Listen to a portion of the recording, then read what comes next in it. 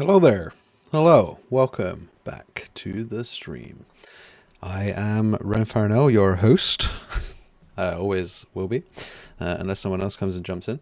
But we are doing some FPS UI today, as usual, finishing off this gallery that we started a couple of weeks ago.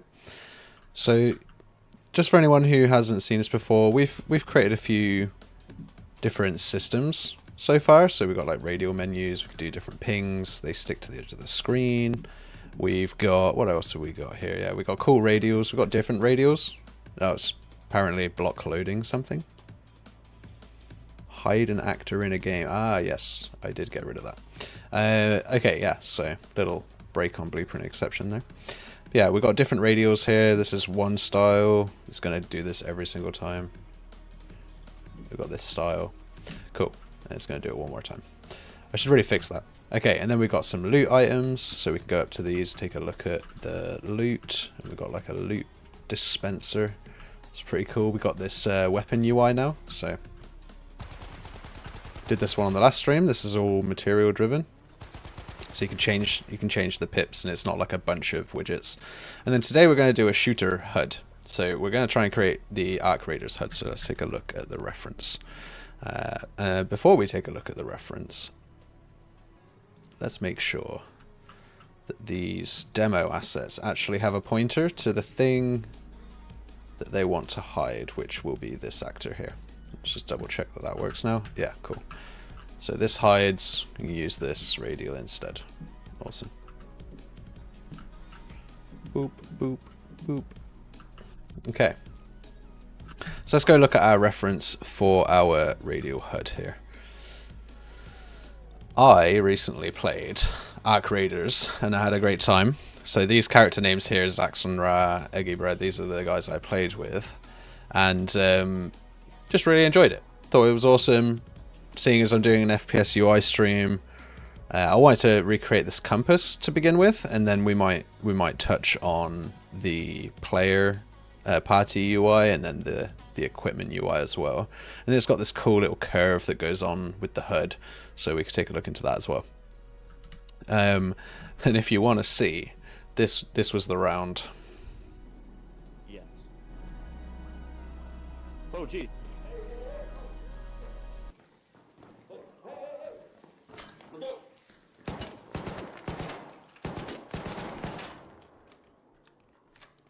It was good fun. Yeah, support. Coming. This was my first game, and we immediately walked into a room with, I think we had 15 minutes on the clock when we started. Back up Ren here. We went straight into combat. Ren, fall back. Look out, grenade. So here's me in my like first level gear with my like free loadout. Just throw more grenades. We want to fall back out here, I think. Alright. Or do you want? All we can do is do that. Yeah, fall back. I got him on cross. But yeah, it was a good time. It was a good time. So They stepped down. I got. don't see the chat right now, which is Here annoying. they come. They just cross in front. Behind me. Anyway, so this goes on. We do a bunch On of the other side of this room. these guys run in, these people that were fighting us, and I'm just like popping out from the corner. I think we got a good grenade on them. Kill them. Finish them off. We have Ark on screen. 5 minutes left. Go find a way home. I got both. Robin, I got both. Did you? And then I go in and sweep all of the equipment off the guy. I'm like, oh, look at that purple thing. That's awesome. And then later on I find out that's one of the rarer items. Anyway, and then we go to extraction, right? So yeah, we're running out. We fight some robots and stuff. Anyway, so we're looking at the compass up the top here. Let's just take a quick look at what's going on there. So without using my mouse apparently.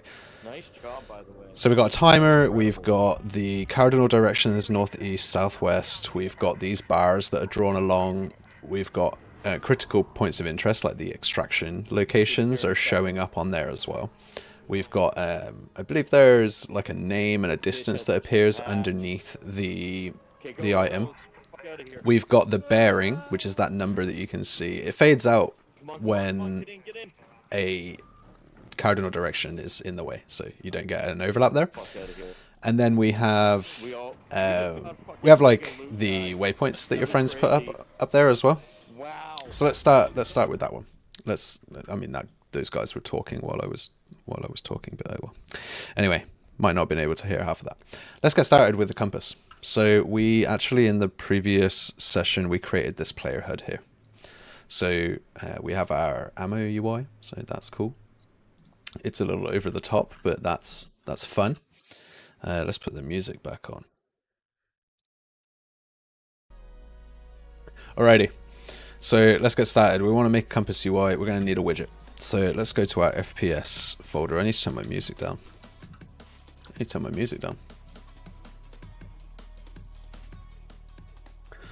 Okay, so we've got loot system, ping system, player HUD. In here, we've got the bullet ring. Let's create a new folder called compass. And in here, what we'll do is create a new user widget. W_compass. We'll call it master because it's going to hold some core logic. And then when we make a master class, the concept is we want to go to the class settings, set it to an abstract class that you can't actually use this. And it's just going to contain logic for the compass. And then children of this compass will actually determine the appearance. What we're going to do for this compass is we're going to take an image, and then we're going to take its material instance, and we're going to slide that material instance pan its X channel. So that's how we're going to resolve the actual compass graphic. As for the actual markers that are drawn on that compass, we'll use a canvas panel, and we'll move the positions. There are cheaper ways to do this. You could do it for a material, but we're going to do the canvas panel method. So with the material, you have to manage all those points, and you have to move their UV positions to do that. And you need a little bit of HLSL, a little bit of extra like strip based identification of the icons and stuff. So that's something that takes a little bit longer. So for this stream, we're going to do the simple approach. We're going to take an image. So let's go and actually create the image first, I think. So we'll pop open Photoshop here.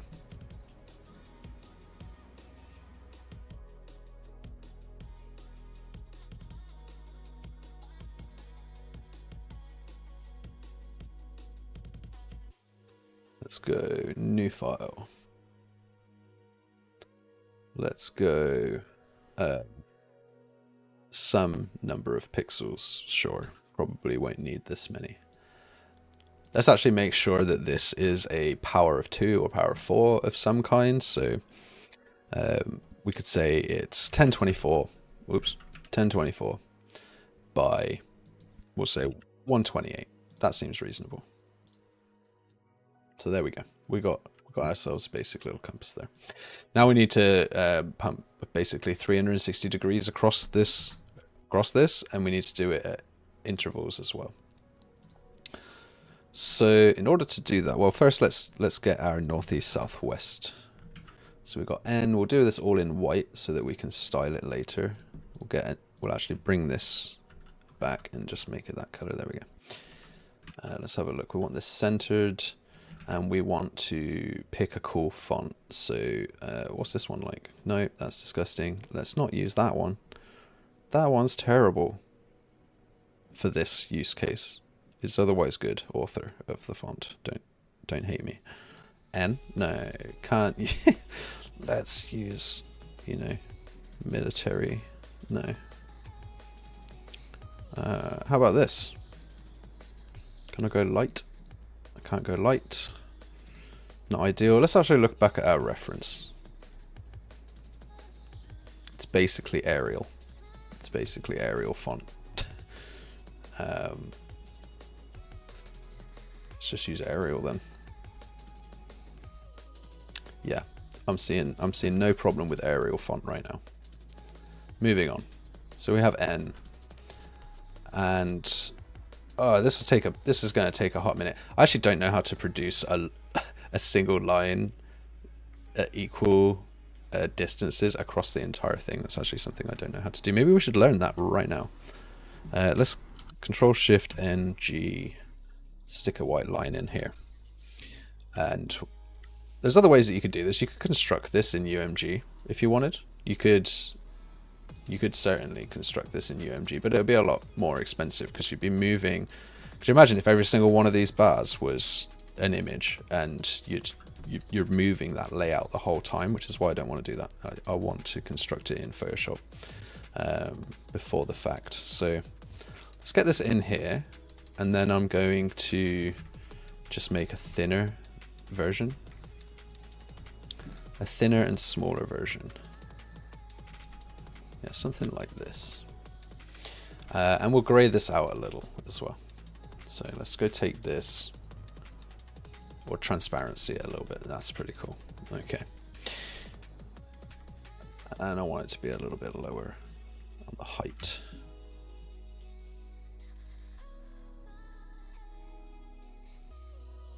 Go with that for now. We'll have to folder these up and play with them a little bit more later. But for now, let's get going. Okay, so I'm actually going to go and Google, or super Google, I like to call it. I'm going to go and super Google how to do this. I am making a compass, and I have a 2 pixel wide bar that I want to what would you call this? I'll just say want to duplicate every, and let's say we have a 90 degree. We'll do it every, let's say every 10 degrees.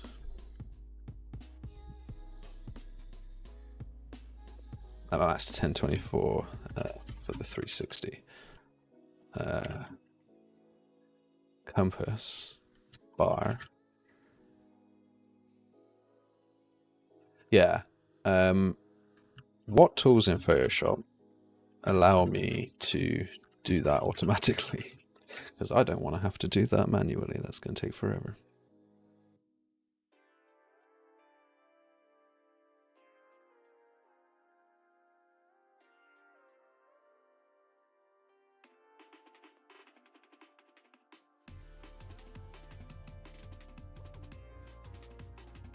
Step and repeat, apparently. Control Shift Alt T.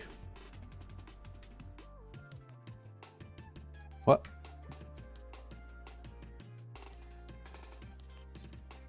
Control Shift Alt T. TTT. Yeah, that's doing something really strange. It's not what I want to do.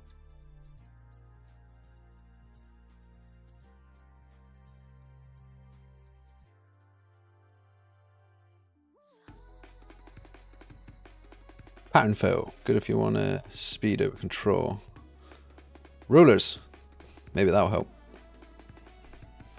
View. Rulers. Now what?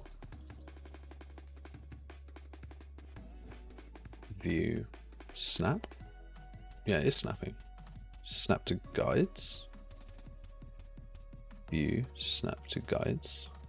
Add 36 vertical guides. View new guide layout. View guides, new guide layout. Can I name this? Yeah, custom. Oh.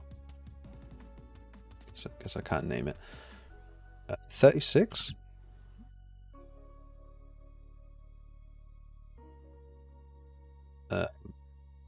Okay, so using the guide method.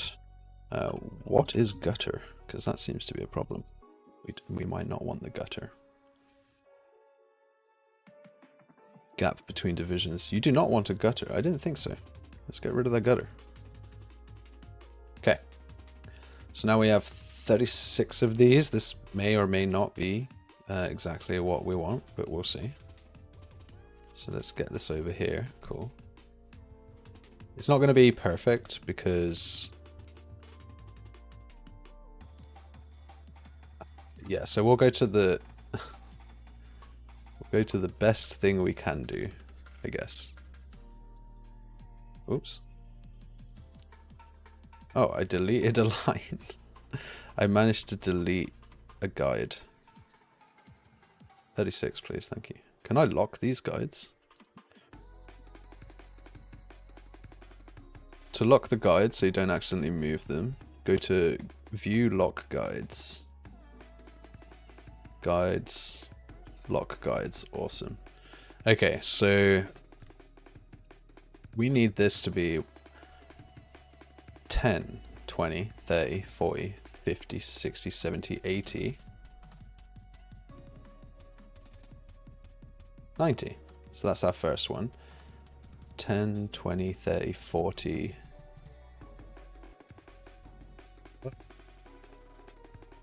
50, 60, 70, 80, 90. Yeah, so that needs to be half on this side, half on the other, and it's of course 3 pixels wide, which is super handy. Let's change that to be 2 pixels wide.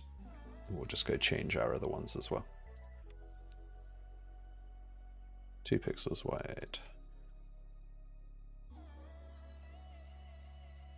2 pixels wide. There we go. Okay.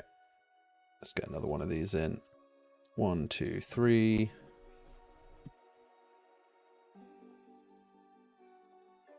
4, 5, 6, 7, 8, 9. Right. 10, 20, 30, 40, 50, 60, 70, 80, 90. This one. Okay. And then our last one is just 1 pixel on the far left. Although that is going to cause us a problem, actually. Because we can't have the letter S like here. So we're actually going to move all of these just 1 over. So let's go and find out which one this is. We'll just name this minor. We'll call these major.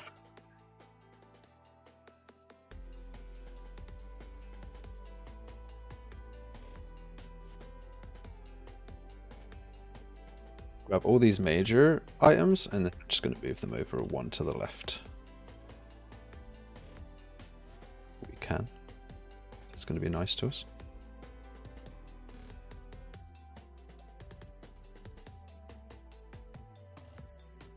Did that not work?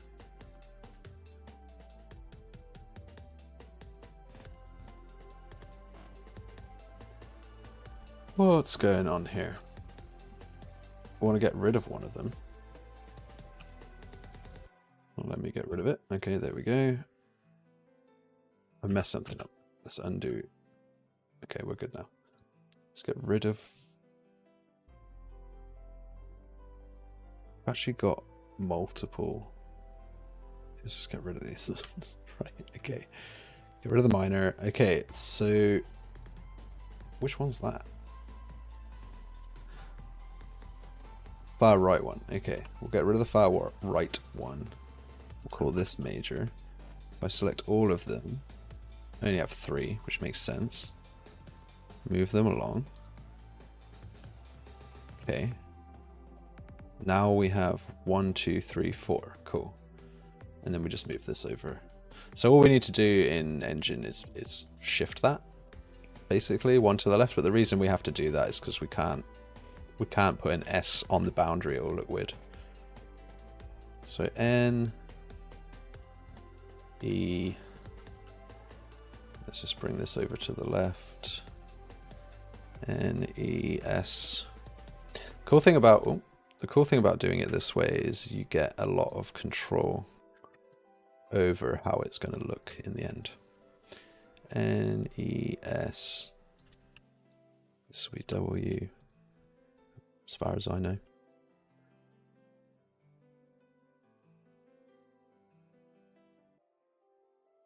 And we're also going to want...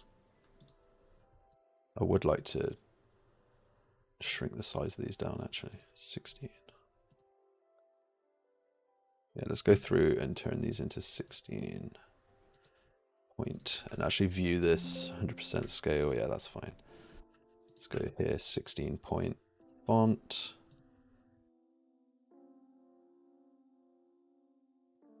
16 point font. Okay, and we also want, I think we want northeast, like the semi-cardinals, which will be just halfway between the two.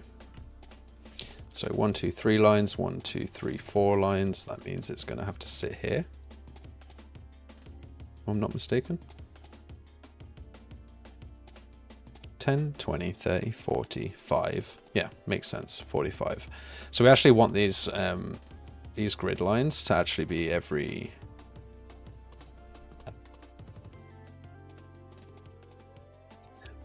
Can I do 360 divided by 5?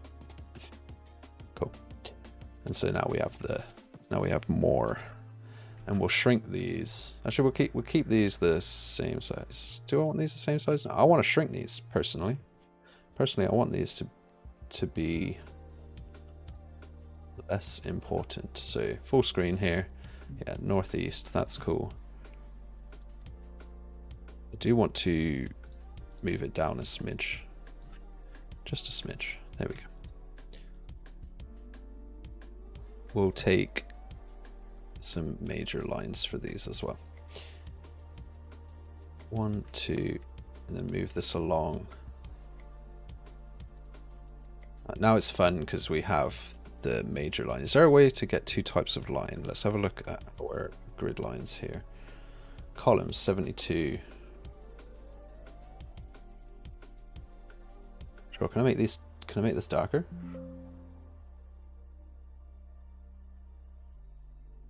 Okay, so we'll do that. Okay, can I have 2 grids at the same time?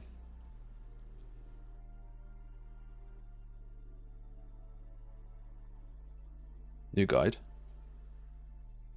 Vertical. Cyan. View. Guides. New guide layout. 36. Oops. 36. Width 2. 44. Why can't I see it? Why can't I see it?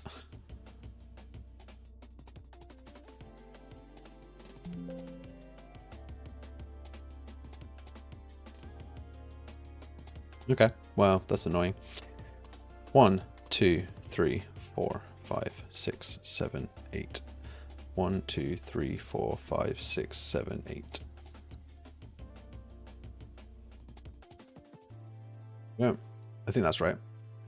1, 2, 3, 4, 5, 6, 7, 8, 9. 1, 2, 3, 4, 5, 6, 7, 8. And then we need to move this over 1 more. Okay. And then in the other direction as well. So this isn't northeast, this will be southeast. 2. Let's grab this and move it over. Yo, how's it going? Isn't it easier to use Illustrator? Probably. I don't know the program. I am literally an engineer. But so this is the way we're doing it. How's it going? How's it going, Lakshan? And how's it going, Mr. Fowler? Where was the copy I just made gone? You know what? I have no idea. So I'm just gonna go. And do it again. I wish I knew how to use Figma. That would probably make this really well. Okay, 1, 2, 3, 4, 5, 6, 7, 8, 9. You live here now. You will be northwest.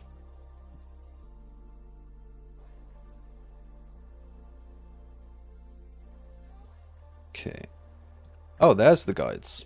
Would you look at that? There's those guides that I wanted. Guides, clear all the guides, view, guides, new guide layout.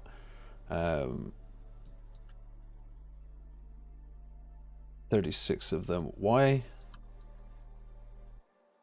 I'll tell you what, this will be the 1 pixel dark. Actually, sorry, no. This will be the 2 pixel. There'll be 36 of them.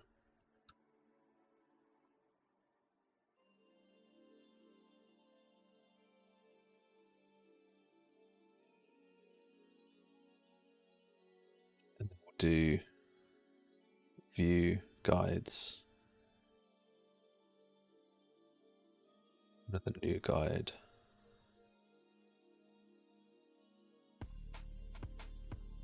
Okay, view guides, new guide layout 72. 1 0.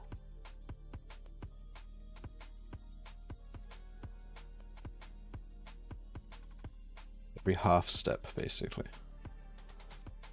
It's not great. This isn't doing, I think, 100% what I want it to do, but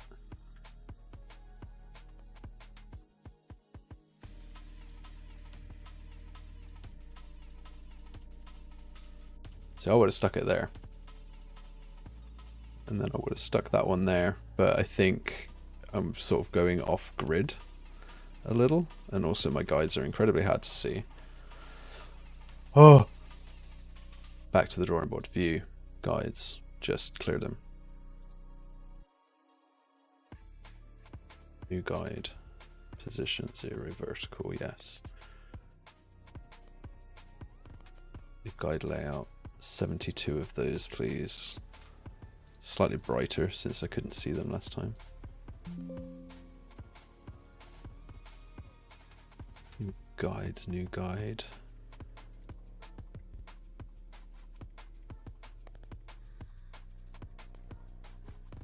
Okay. 36 of those. Can't see it. Can't see it. Words are conflicting.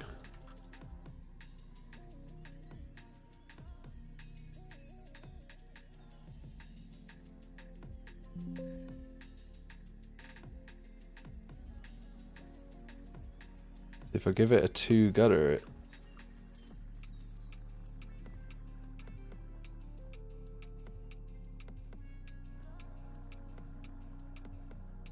interesting.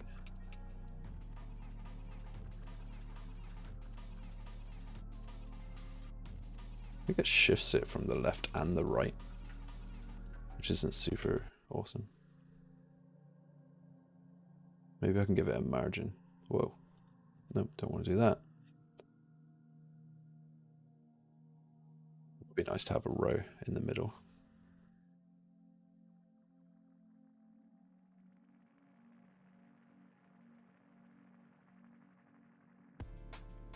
I'm just going to have to accept that it's not going to work the way I want it to work.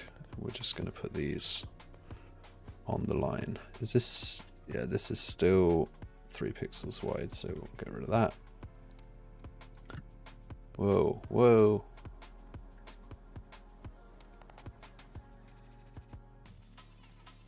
This one's 3 pixels. Let's get rid of that. Okay. No, it's not. It was 2. It was fine.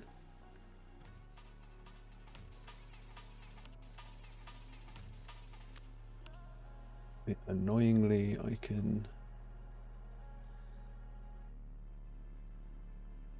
hate these guides. Right, okay. Why do they feel different? Did I accidentally make this 1 pixel? I totally did.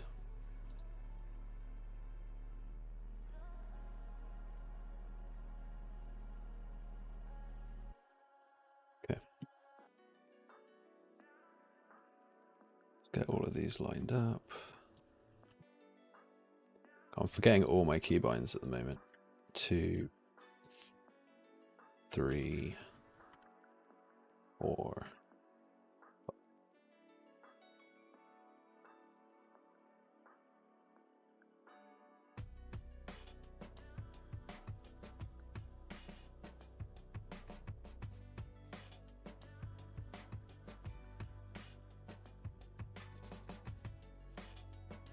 Gonna be a lot more fun once I get to the next step.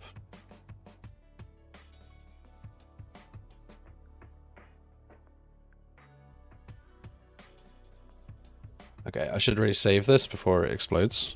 Compass. And we'll do it in LPSP working compass. Okay. So next up we got southwest on this one. Southwest, northwest, northeast, southeast. Cool. Okay, and then we've got the minor lines, which I think I hid one of them. Yeah. Let's bring that out. Let's get it centered. I wish I knew the way to automatically produce these over and over, and I wish I could get rid of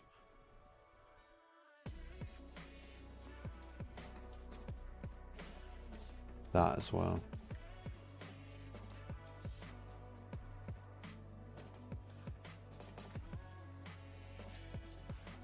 I'm going to stick these all on generally the right side.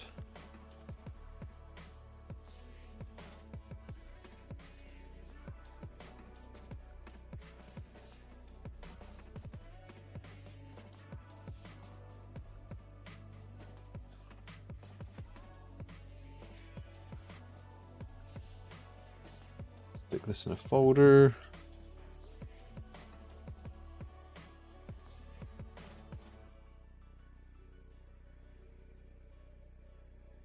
Speed this up a little bit.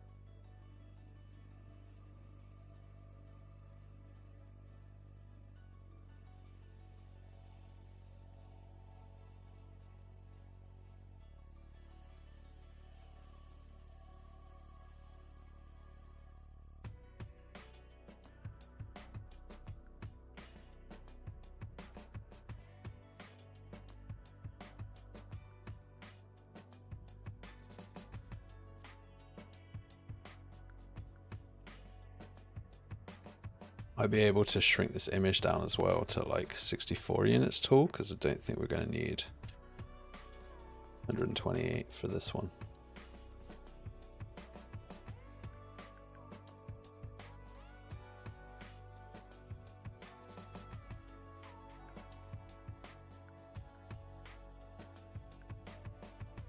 Pixels each. See, if I knew the command to just duplicate it, it would save a lot of time.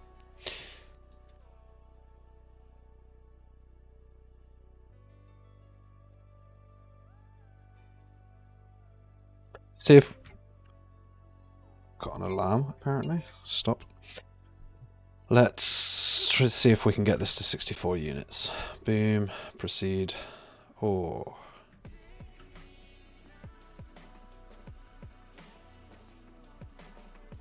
Control A.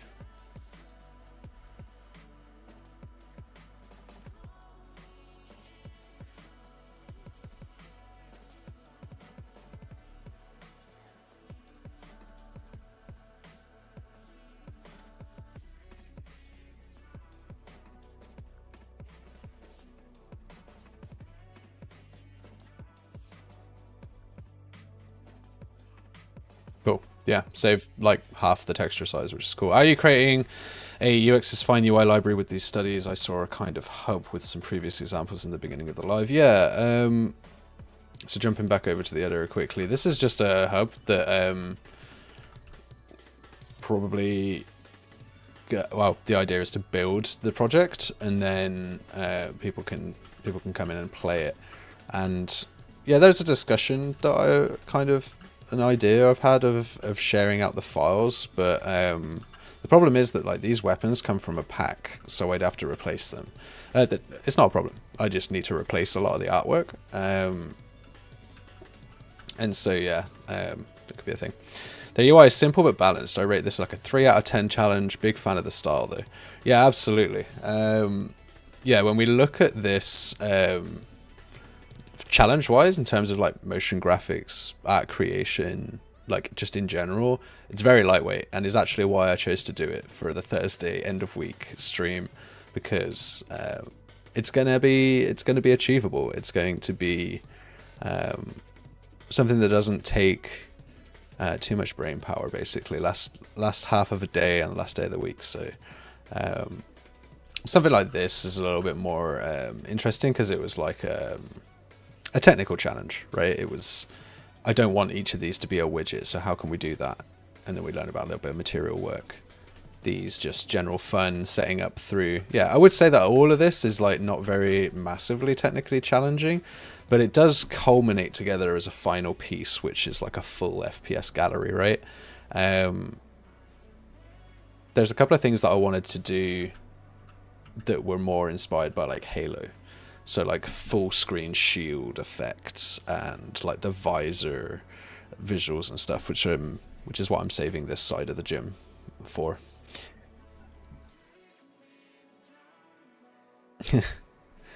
Thanks, Dylan.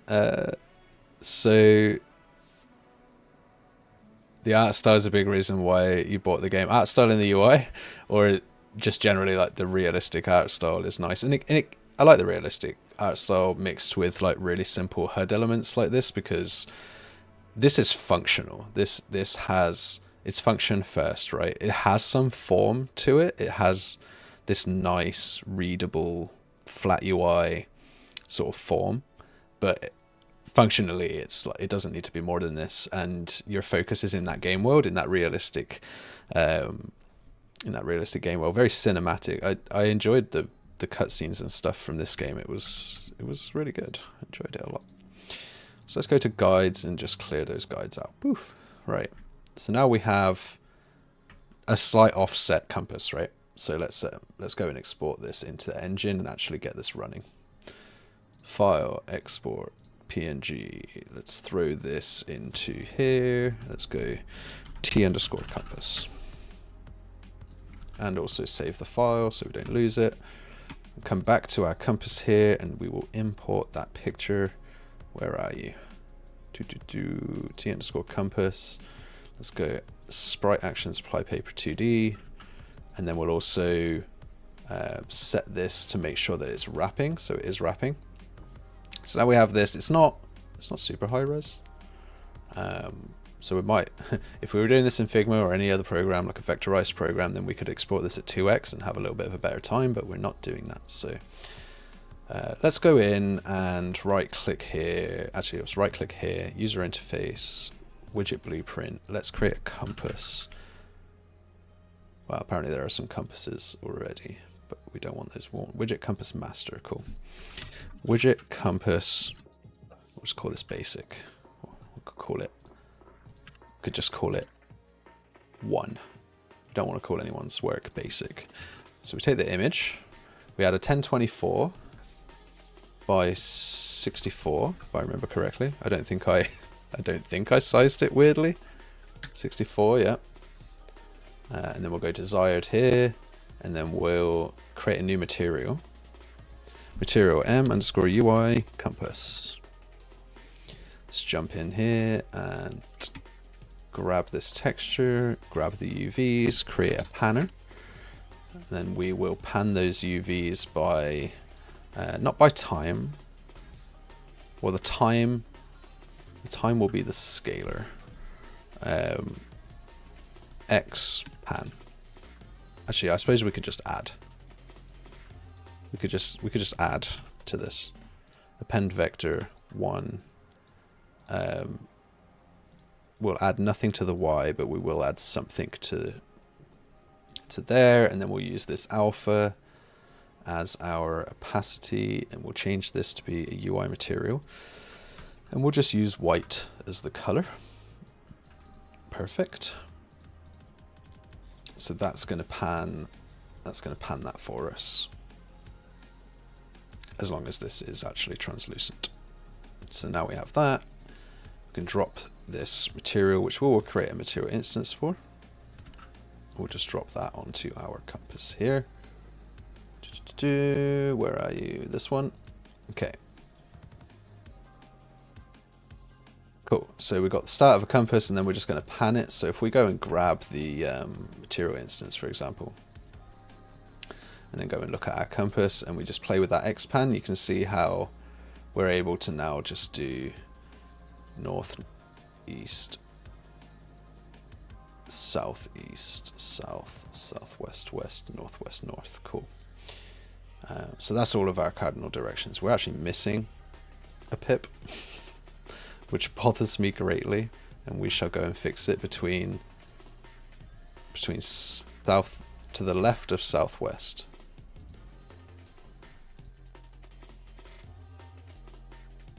Perfect. Let's get 13 pixels over. There we go.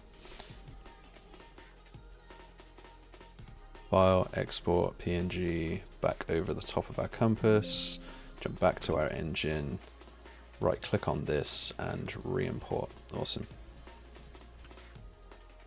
The UI itself as a web developer, it carries over. Yeah, definitely. Definitely a lot of crossover. Okay. So, where are we? We have a material instance. We have a material. We don't need it. We have a compass. We're going to need to get the material instance of this image. We'll call this image underscore compass. What I could do is actually put this... I'm trying to make something that's like modular, where I can have a different compass image. It might even need to be a slightly different size. And so the way I want to do this is actually do a function that's called get compass image. And then I'll return, so cast to image. I think it's this. It's UImage, hopefully. And then we'll just call this image. Compass image. And then if I go and override that in this class, override, get compass image, and just return this image. Now I have a reference to that. That can be different in any child that I do, just in case it needs to be a different scale, different size, different width, different height, different parameters in general. So now we have this. We can do this, and let's just make this pure because it's just a getter. Let's do an event construct here. Well, first off, what do I need to do? I need to get the owning player. I need to get the owning pawn, in fact. Owning player? Get owning... We need to get the view direction, basically. Eye view. Get actor eye's viewpoint. Cool. Okay, so this is already cached. So I don't need to get that. I don't need to worry about this function. I don't need to cache this. This is already cached in widget. So we get the actor eye's viewpoint. That's fine. We won't need a construct, but we will need a tick, event tick, and we'll need a function that's just like update compass bearing. We'll get this angle here. We can promote this to a local variable, L rotation. Is that what we need though? I don't know. Let's not promote anything until we know what we're doing. Firstly, what we're doing is we can get the dynamic material here. Well, actually, we'll put this on event construct, I think. On event construct, grab the compass image, and as long as it's valid, we will get the dynamic material promoted to a variable so that we have that to play with that pan value later. Which I actually forget. I think I called it pan x pan. Sure. Promote this to a variable mid. We'll actually make it a little bit more explicit so that debug logs and things can be a little bit easier to read. And then convert this to a function. Setup mid or setup compass. We'll call it init compass. Yeah, why not? Init compass. Put this here.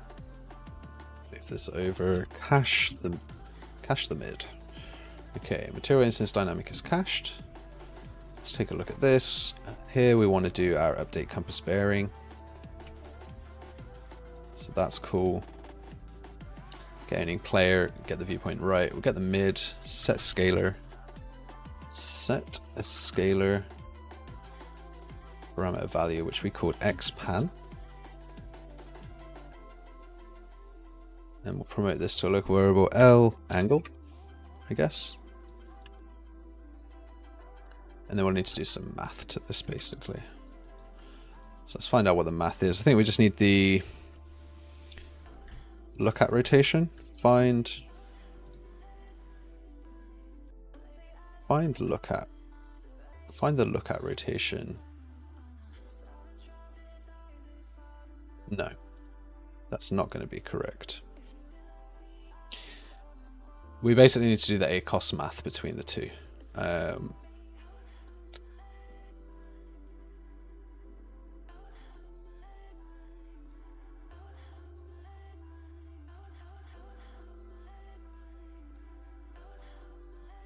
I forget what the float is, because as you turn, it's the difference in angle, not... Oh, I suppose I could just use... Why would I need to do anything? I could just take the yaw let's just take the yaw and then, this is the weld yaw. So let's just take the weld yaw and then add the offset that we need afterwards. Let's take a look at that. Throw that into our player HUD. So compass 1. Compass 1 here. Let's put that in the middle and just pad it off by 50. And then hit play. So I actually, well, I need to... Oh, that's interesting. It's not ticking at all. It's also terrible graphics. Right. It's not ticking at all.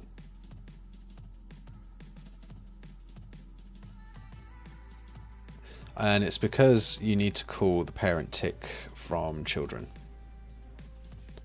widgets. It's like a little thing. Okay. Okay, so that's working. It's probably needs to be in 0 to 1 degrees. So we'll just divide this by 360. That in there. Okay. So apparently that's north, that's south. Let's take a look and see if that's actually accurate. Yeah, that is north. You can see the gizmo in the bottom left. X is forward in Unreal, so to me that is north. You could add a variable to allow designers to reconfigure that north, but for sakes of this demo, that's going to be north, and then that actually works fine. So that's north, and you can see it is slightly offset, right? Because we had that original offset. So what we'll do is we'll add that offset and any other designer configurable basically offsets directly to the material. So let's add offset here. And we'll do two. We'll do texture offset and weld offset. Texture offset degrees and weld offset degrees. And then we'll divide these by 360. Or we could actually add these together. And then divide once by 360. And what are we going to do with that value? So 0 to 1. And I think we're just going to add it to this.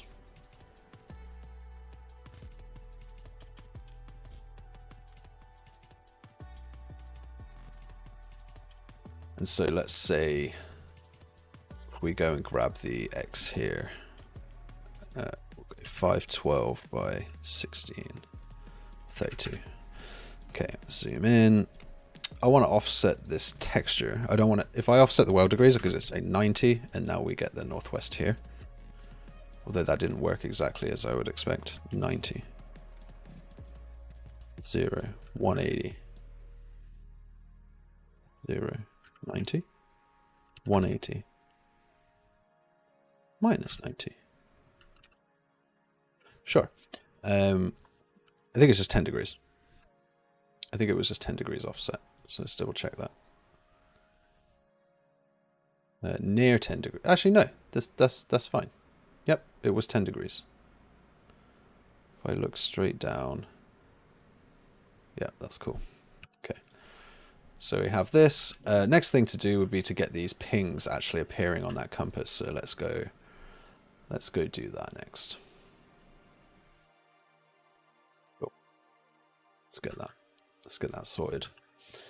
So this is all good. This is all good. This is all good. Now we've got this. Okay.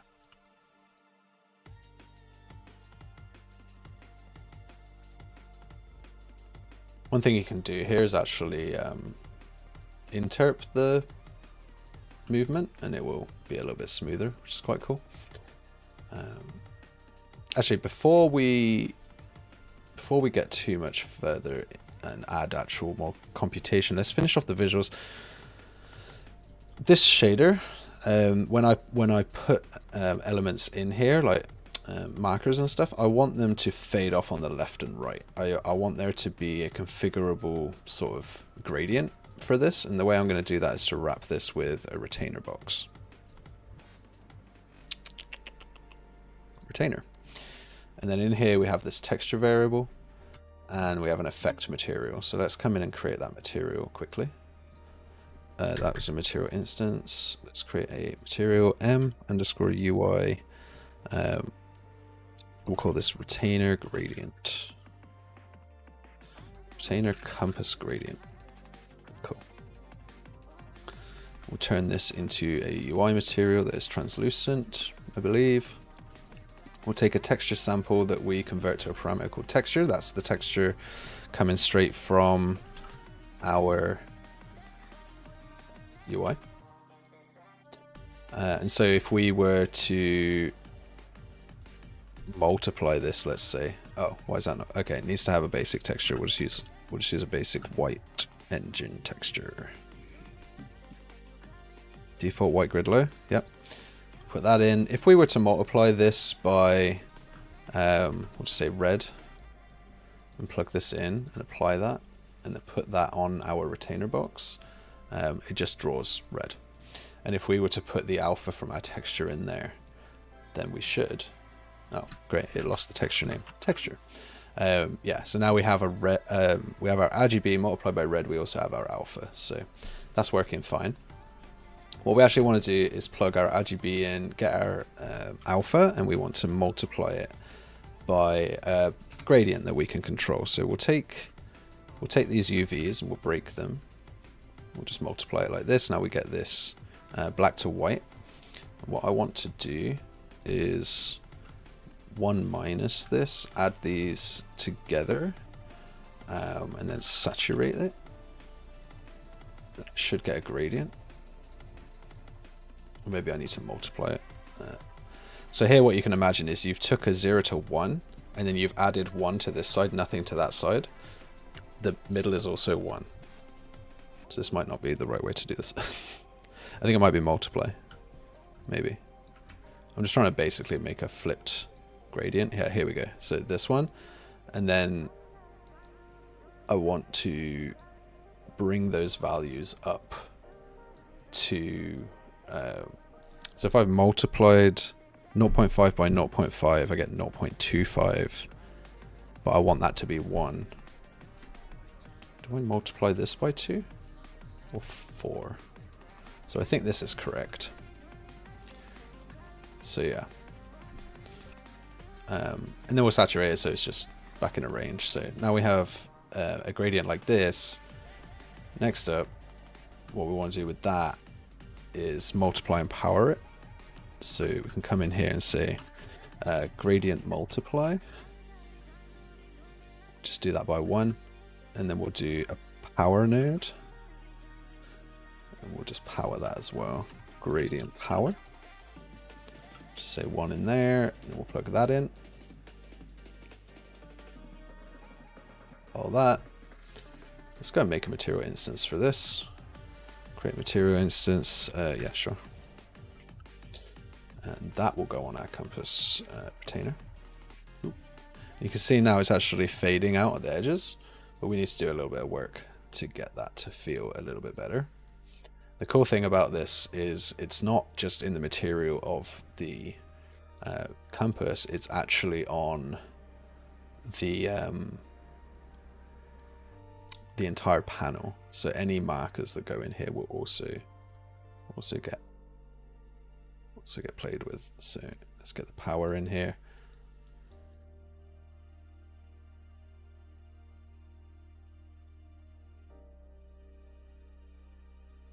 Let's see here how this gradient's going to feel.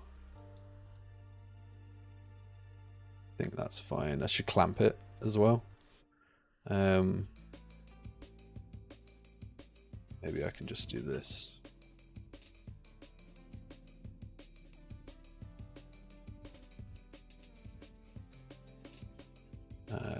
Yeah, back in here. Cool. This is looking good. And so if I was to add, say, grab this, wrap this with an overlay, then have that be full width. This should already be full width. Cool. And then let's just drop a marker in here. Get something like this, 32 by 32. And then say this was translated over can see how it actually fades out because of the retainer box. So everything in here is going to get that gradient. So there's two options for transitioning objects across this panel when we have markers drawn on it and we want to represent them at a certain angle. We can do what I just did, which is moving the transform left and right. One thing to be aware with transforms is the actual render geometry is still here. So as soon as that goes off screen, if the element was here, it will disappear because the owning render transform is over here. The render sort of frame goes off screen. Then the element that was translated over here will actually disappear. At least that used to be the case. And so with the canvas panel, you're actually moving it with a canvas panel. You're positioning it over here. So a canvas panel might be a better bet. So let's replace this with a canvas panel and then set our... here we've got an image compass that's 1024 by 64. We'll go full size for the image there. Actually, no, is this the right way to do this? I'm not going to do it that way. Back it up and potentially crash. Let's just save stuff that we don't need. Okay, so we've got the overlay. I'm actually just going to put a canvas on top of it. Okay, and then that canvas is going to be full size to this panel. Panel is determined size-wise by the image that's under it. This is at the moment, this is the only thing with size. So this overlay and this retainer box, like all of this widget is determined by the size of this image, because this is the only part of the hierarchy right now that has size. Okay, so that image is determining that it's 1024 by whatever, which means that this canvas panel, which will be the canvas panel for our markers, is 1024 by 64. Okay, so next up, let's have a look. We're gonna try and put like this marker, these markers in basically. So we've got our canvas panel for our markers. That's all good. That means that in the parent, again, we need get compass canvas. Or get marker canvas, we could call it. Get the marker canvas, and the output of the marker canvas will be a canvas panel.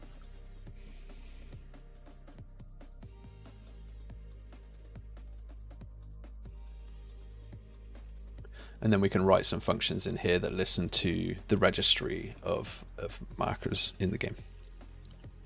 So I'm just going to go and open our Blueprint HUD quickly.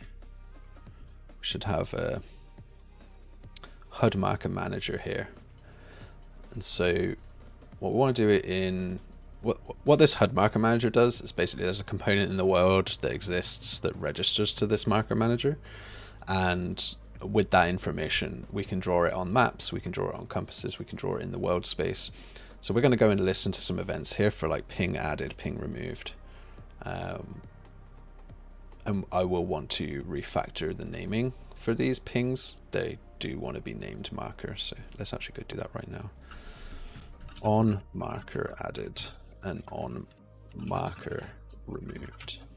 And then we'll call this, instead of pings, we'll call this markers, and then we'll register marker, and then we'll unregister marker, and then we'll get the highlighted marker. That's like the marker closest to the center of the screen. And then we have these ping components here. So let's go rename that because it's a little bit too. We're gonna basically open this up to a little bit more interpretation. BP marker component. Cool. Ping manager. We'll call this BP underscore marker manager. Leave this as the one that we just edited. Yeah, marker manager here. Just renamed it. And then marker component here.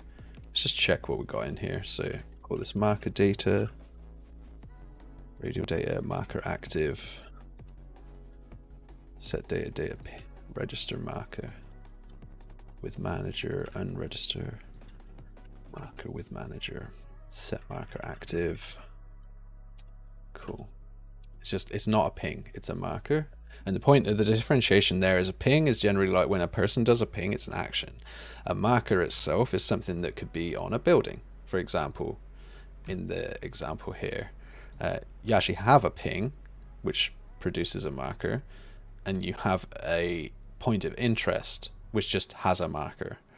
So both of these are markers. They're not both pings. This is a ping. This is just a generic marker. So I wanted to rename my system quickly because it's going to make more sense moving forward. And then rename our data a little bit. So can we batch rename here? We can. Let's rename ping. Whoops. Let's rename ping. Oops. Ping to marker. Apply that to those. So these are all now called DA markers. We'll call this DA marker here. Now, one thing to do is just right click and update redirectors on the entire project because basically everything has been renamed at that point. Cool. Got the data, got the blueprints here, got a ping actor. We'll call this BP underscore marker actor. Cool. I can split the ping system up later, but basically there's a gameplay ability for pings, and then they produce markers. So I'll go back and I'll fix that later. What I should do right now is just double check that the old stuff is still working. Is one thing I should definitely go and do. Let's just jump in here. Ping, ping, radial, ping. Cool. Doof, doof, doof. Put that over there. Hug the edge of the screen. Awesome. But now renamed to be a little bit more reusable. Okay, so we've got the HUD here. We create the ping panel. I'm going to rename that. And we don't actually need to create a ping panel like this anymore either. Really. This ping, what I called the ping panel, should now exist in our HUD. So this technically is the ping panel, I suppose, but we might rename it. Let's actually go rename it. Widget underscore panel markers. We'll just name it what it is. It's the marker panel. And then we've got pings. Yeah, no. Some of these are pings, some of these are markers. Let's rename it all. Batch rename. Ping, marker, apply. Cool. Update redirectors. Okay, so yeah, this marker panel is responsible for putting markers on the screen. We'll put that as the bottom element, full screen, and it will not be hit testable. So no hit test self and children. In our HUD, we have a reference to this. Find references by name. And there is something that actually cares about this this element here. So what we can do instead is get player HUD, get marker panel,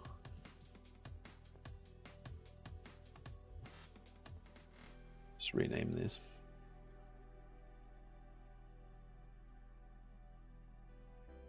Can't remember what this code does, but I know that it cares. So let's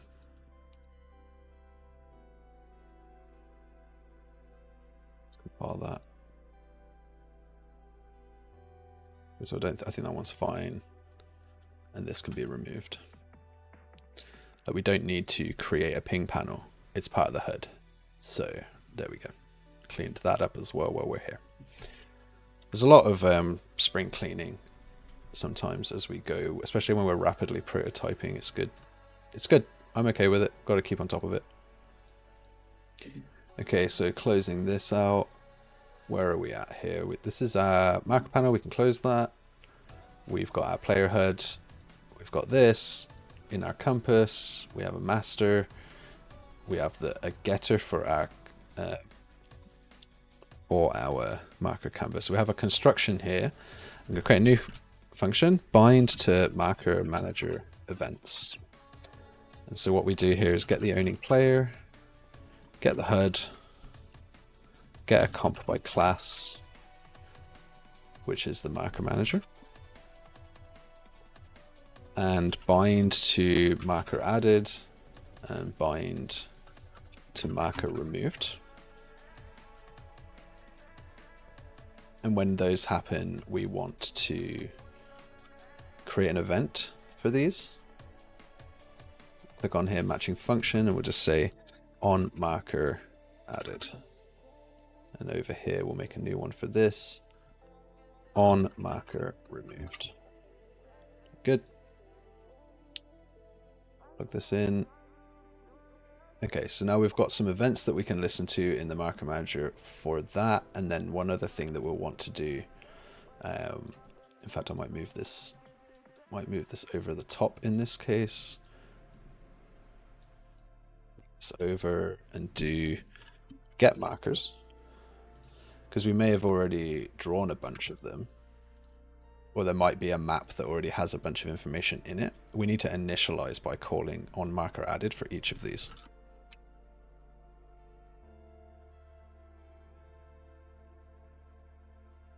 And that runs into here. Okay, so when we recognize that there's a new marker component, what we should do is create a widget on our compass to represent that marker component. And so we'll need a compass widget for that. User interface widget blueprint w_compass marker. And this will take, we're not using MVVM for this one, but this is just going to straight up take the marker component.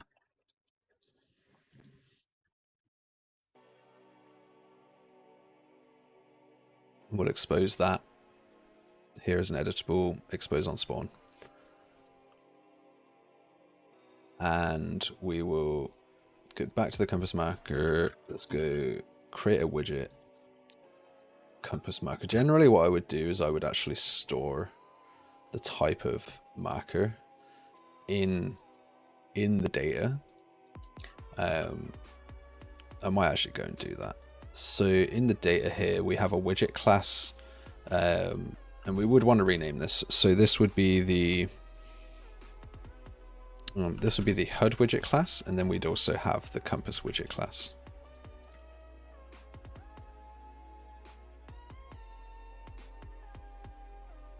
This is a marker master. They should technically both be a marker master. That's fine. Let's go to compass marker and repair in this file. Repair in marker master. Yeah, we don't need this. In our compass here, if we refresh this, get the data here. Get the data asset. Get the compass widget class. No, get compass widget class and plug that in here, and then refresh this. We have the ping component here. We'll just plug that in. So in a previous video we did this pattern. This is a pattern where essentially the data is defined statically. HUD widget class, the widget that shows on the HUD when a marker needs to be drawn. Compass widget class, what gets drawn on the compass, and we'd have a map widget class as well. And that just allows us total control over the appearance of any data marker that exists in the game. So now we've drawn this, we would want to add this to our canvas panel. So actually one thing that we should do here is just validate that the canvas exists at all. And really here we would then want to probably say if it's not valid, we should probably wait and attempt to do this again, because maybe there's a latency for this, but we don't want to forget that a marker ever got drawn. So let's make sure that we do that. Set timer by event. What's nice is to fill the log as well, basically. So we would want to print string and just say compass failed to find marker canvas. So we do want to fill the log with this because we want someone to be like, oh no, this is going out of control. It's just constantly looping. So what we'll do is, what will we do here for this one? So we've got the bind here. We call this on begin play. I want to change how this is done, actually. And I just want to call this new function. Collapse to function, update markers, or refresh markers. Refresh markers. Plug this up here.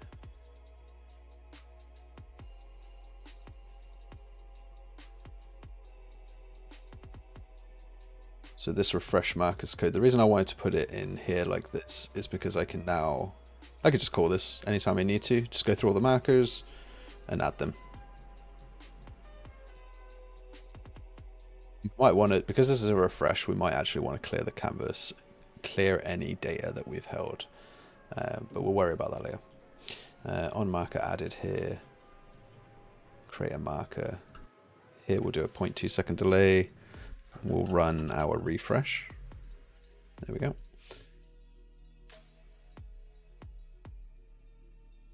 Actually print. Oh no, printing after is fine here because there's going to be a 0.2 second delay anyway.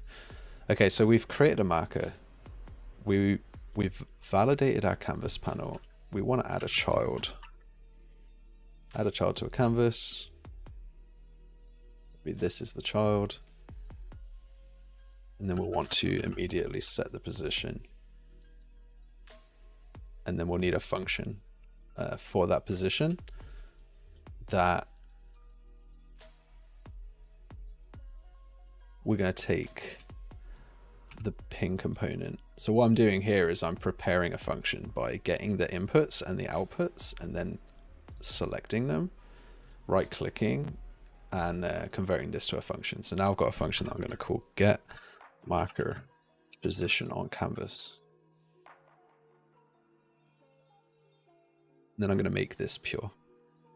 And so it takes a marker component and it outputs position. Now,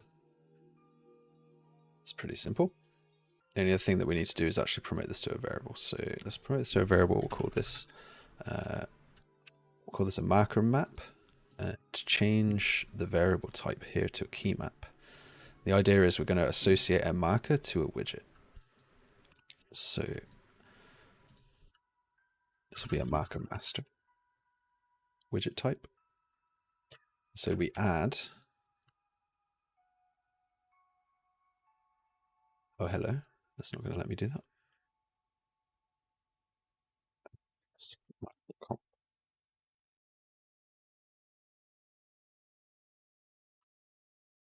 Okay. So we add a marker component as the key and a marker widget as the value. And so now we have a map that represents our markers. Now, one defensive thing that we can do is say, go and find the ping component that's coming. Well, we need to rename this. Go and find the marker component that's coming in here. Get the marker component that's coming in. And if we have got a reference to this, then we don't want to do anything. We could say not here. So it's a nice positive function. Just say, okay, as long as we don't have a mapping for this marker, then we'll draw it. And to clean up the lines as well, we can just get the marker component for this. Control drag these and just move these references around. Let's go here.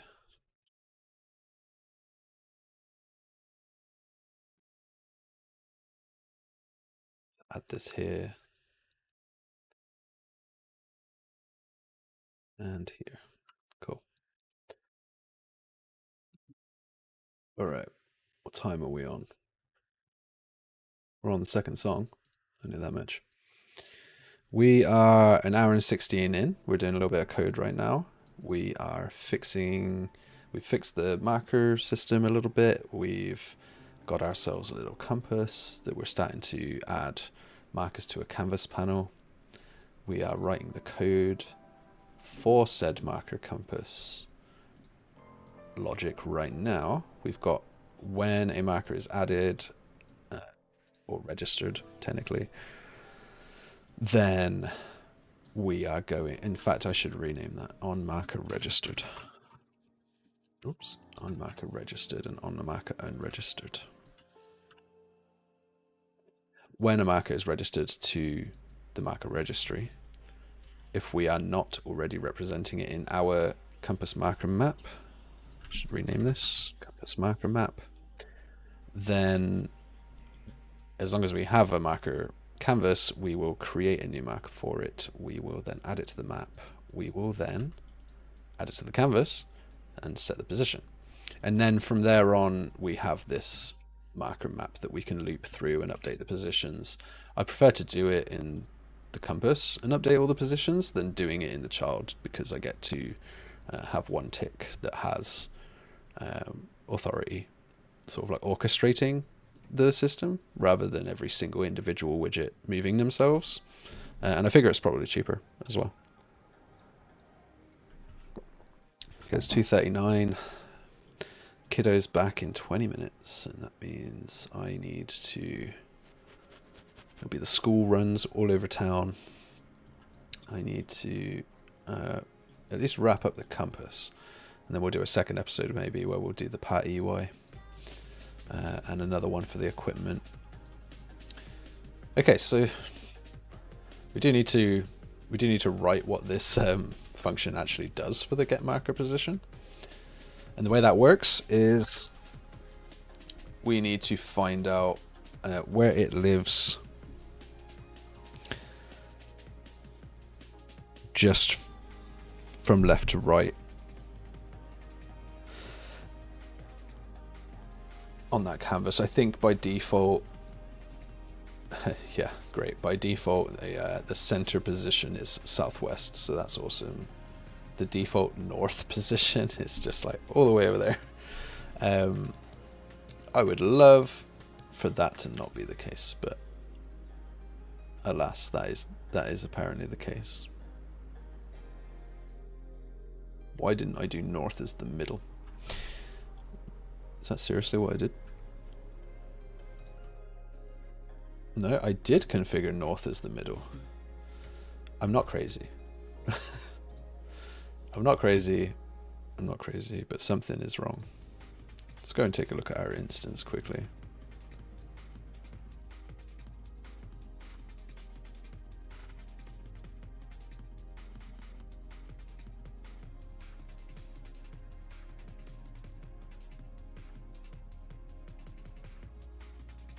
Oh, I panned it. I panned it for fun earlier. Yeah. Cool. Right, now the middle is north. Middle is north. Which is good. How do we map this? We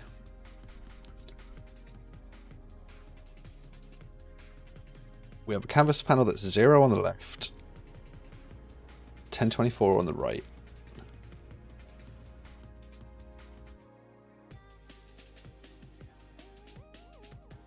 As we rotate, the marker will be 10 degrees to our left, 20 degrees to our left, and our material will actually move as we turn.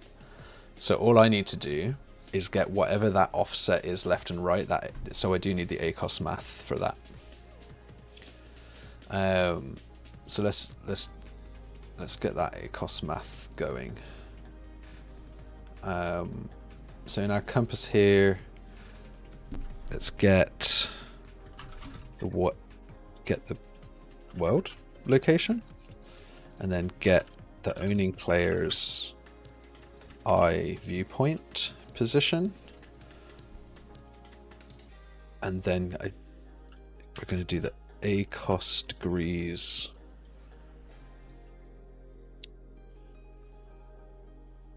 Let's think about this.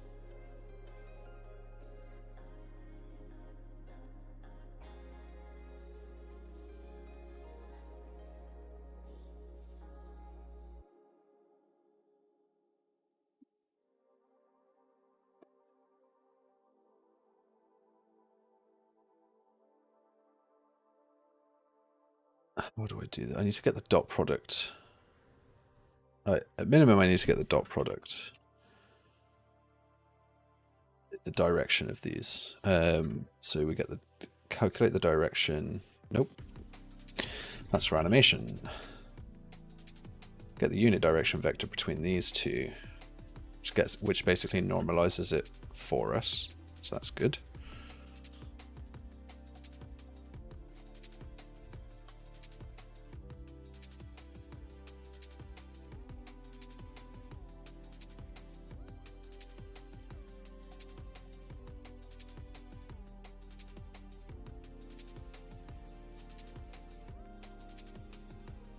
In GPT what the formula is here.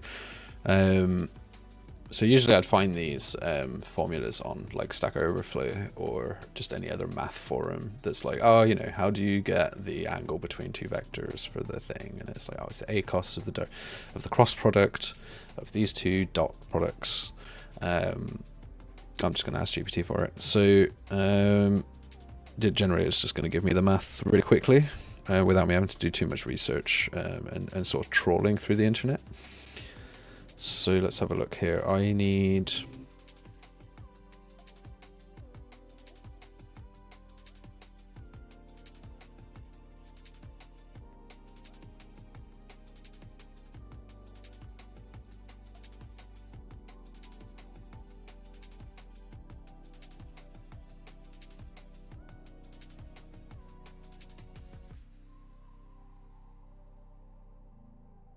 Okay.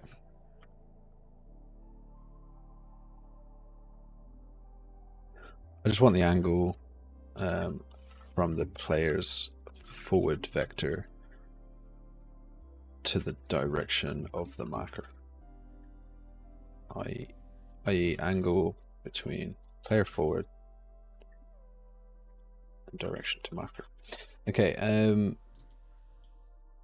there might be another way of doing this if I get the forward vector of this and then, or just I could just, that find look at rotation. I always find that interesting. It's like you have a start and an end. I guess it's always based off of X though, because it's positional based. So yeah, I never understood that one. I've used it a bunch in the past, but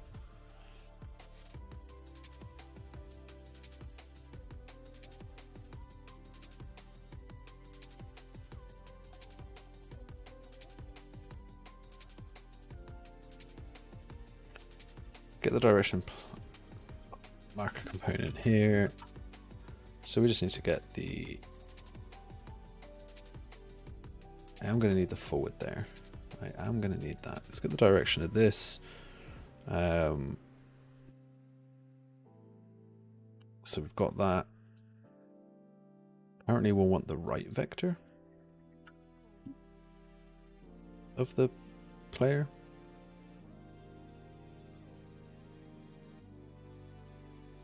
Angle degrees is the A tan 2 of the dot product.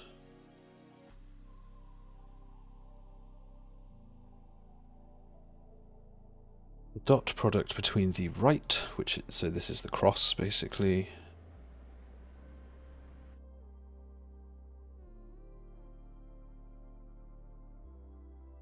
Dot product of the forward. So it's technically we've skipped the cross product step. And we're just doing YX here. Okay, so that gives us an angle to which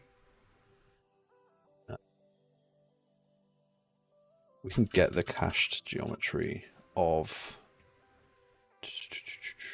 Where is the image? We can get the cache geometry of the image. Break this. No? Okay, get size. We'll get local size. Break this. So this X value. This takes a frame to get written. It's like it is tick dependent. It requires the geometry to tick in order to cache the geometry. And then we get an X. So we'll get 1024 from this. And so if I if I divide that by 2 and then map the range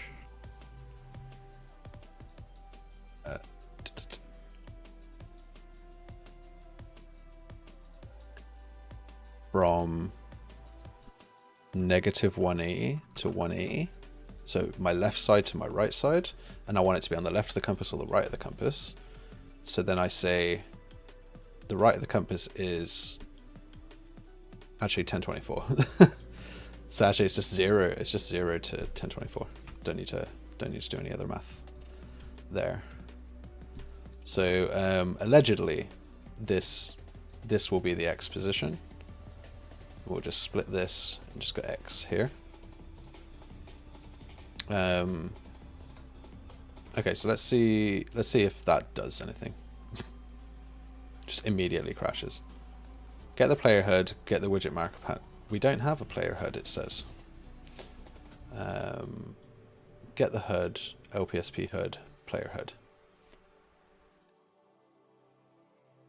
Get the player HUD, cache it. Amazing.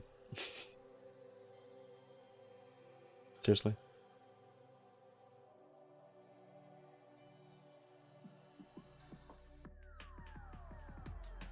Exactly the same code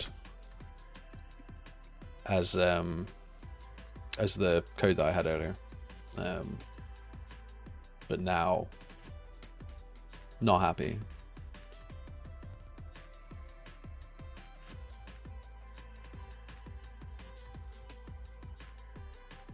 Get the HUD, cast it to this, get the player HUD. No, don't like that? Okay, well I'll tell you what, we'll validate that and then we'll just come down here and we'll do that.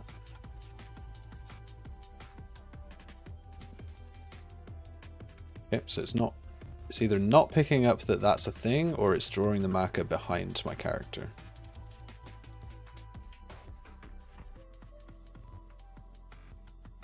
And so one way to find out. Compass master on marker registered here. Let's go like that.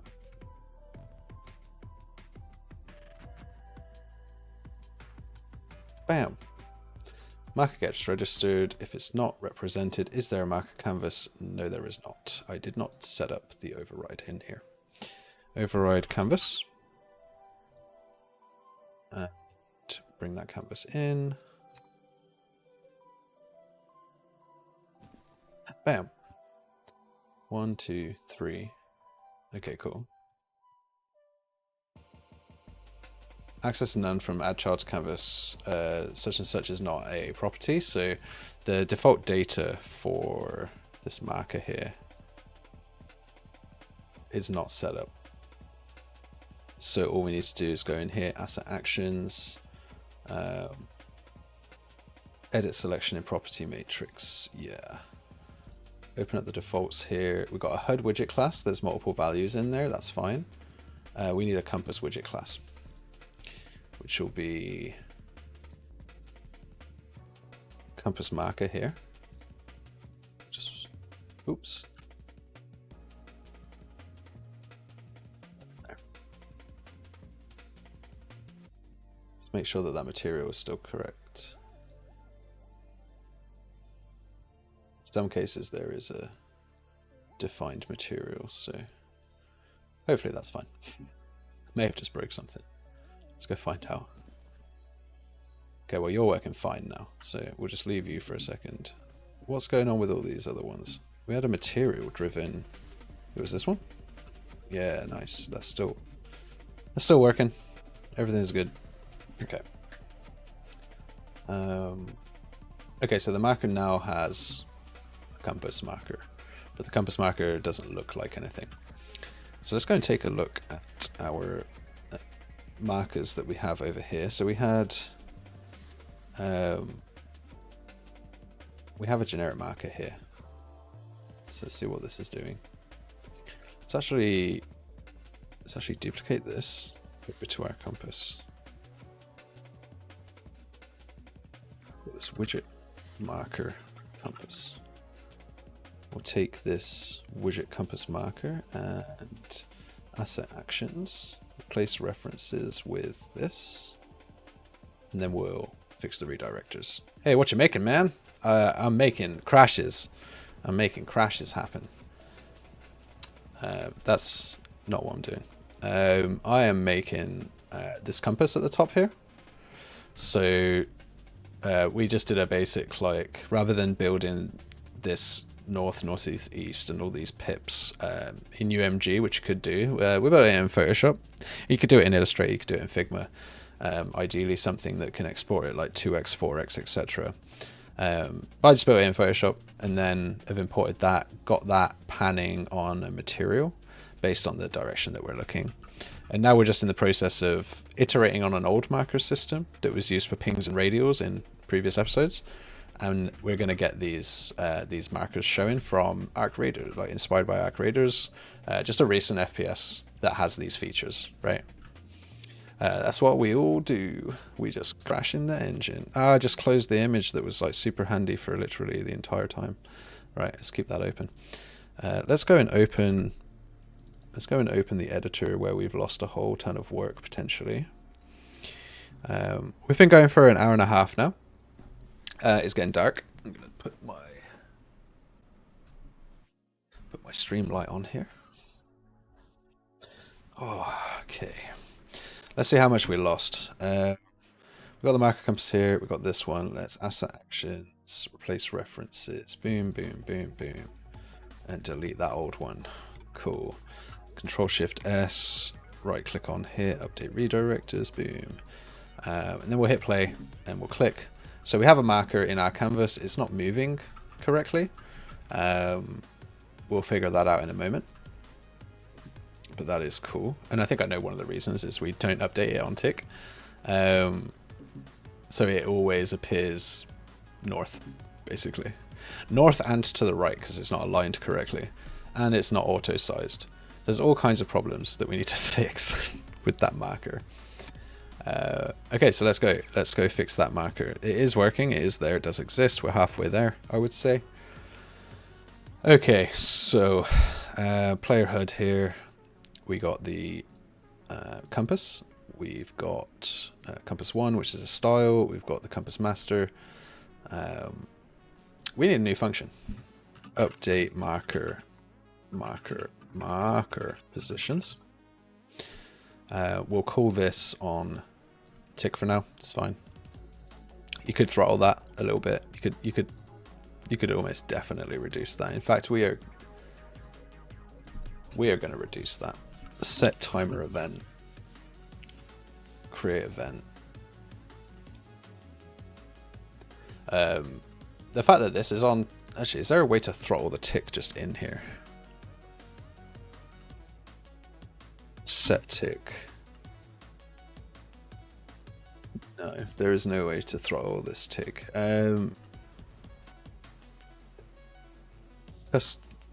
Custom event.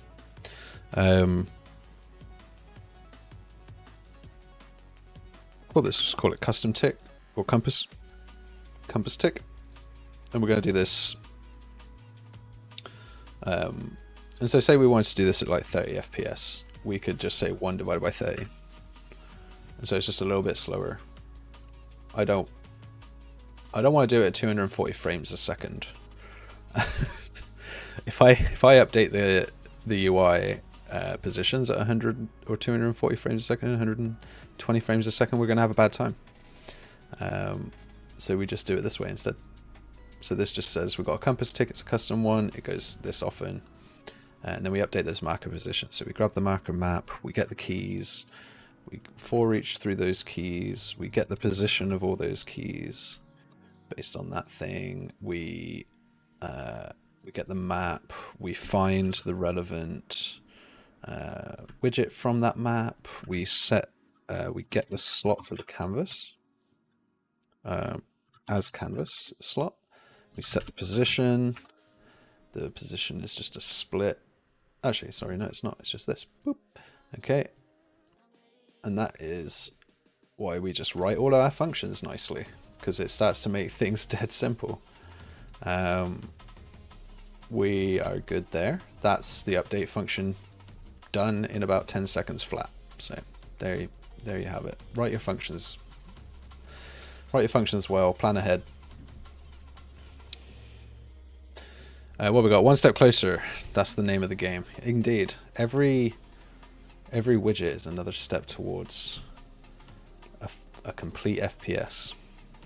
If you haven't been around for a while, we've been doing an entire series. So like, we got a ping system. From there, we made a radio system that utilized those pings. From there, we played around with loot. This is a fun button. It's like candy gun button, and then you get the hammer of nope. The nope hammer nopes all, and the Ready Player One shoddy cops. Trigger happy shoddy cops. We got the interesting UI for a weapon. That was on the last stream. So this is like this is just an example of, some people would do this all as widgets, and you just have a ton of widgets, and this instead is a material. So that's what we did with that one. Now we're doing the shooter HUD. We literally started with the compass, which is taking a little bit longer, but I'm doing it right. I like doing it correctly, or at least as correctly as I know. And that means separating out all the concerns, having clean function names. I should really categorize them. It's a whole thing. It's a whole thing. On marker unregistered, we should handle this. Okay, so I've noticed that there is one thing that I didn't do. Marker manager. In here, I need to rename this to marker. It's gonna keep getting the word ping show up. Yeah, you're not happy, are you? Okay. Let's refresh that. Let's change this.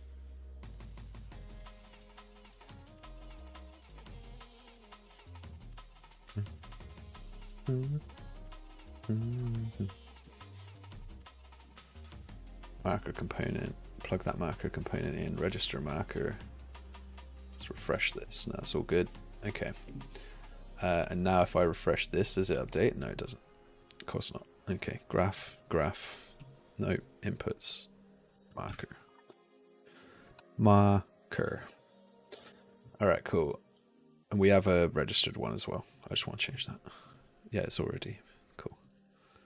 Okay, so here what we do is we go and find this element, and if it exists, if we've already drawn it, then we're going to remove from parent on the marker itself, and then we're going to clear the map out, basically.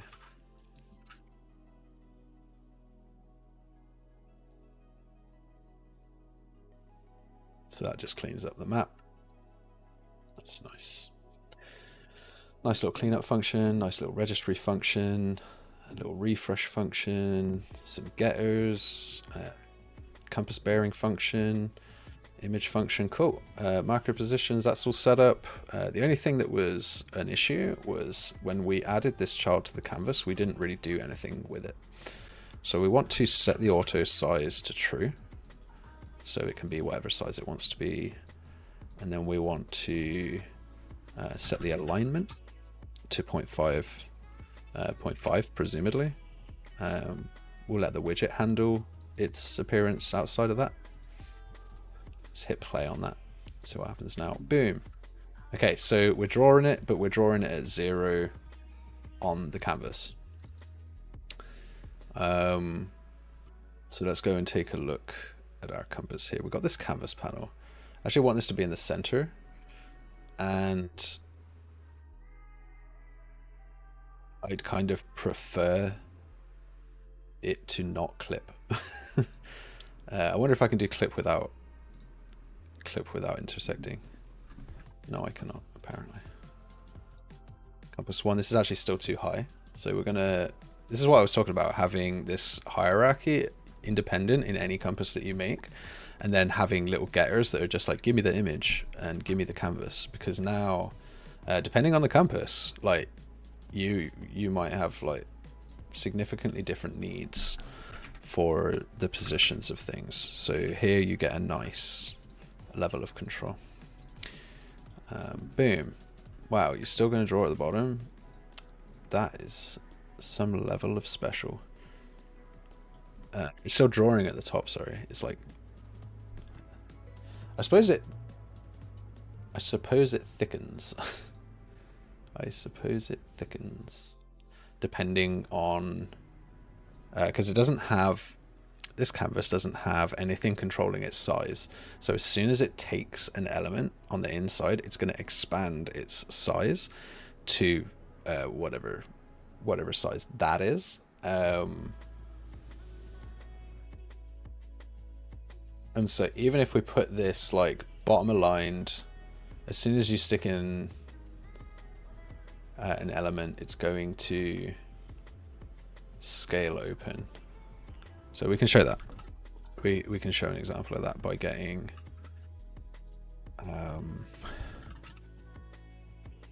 compass marker and just dropping it in there.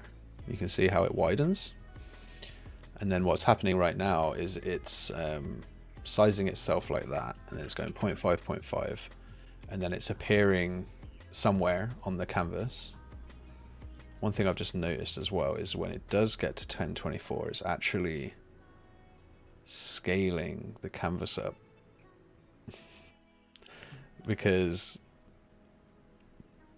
that's how that works. So we will actually just wrap this with a size box just to clamp that size. And the issue with doing that,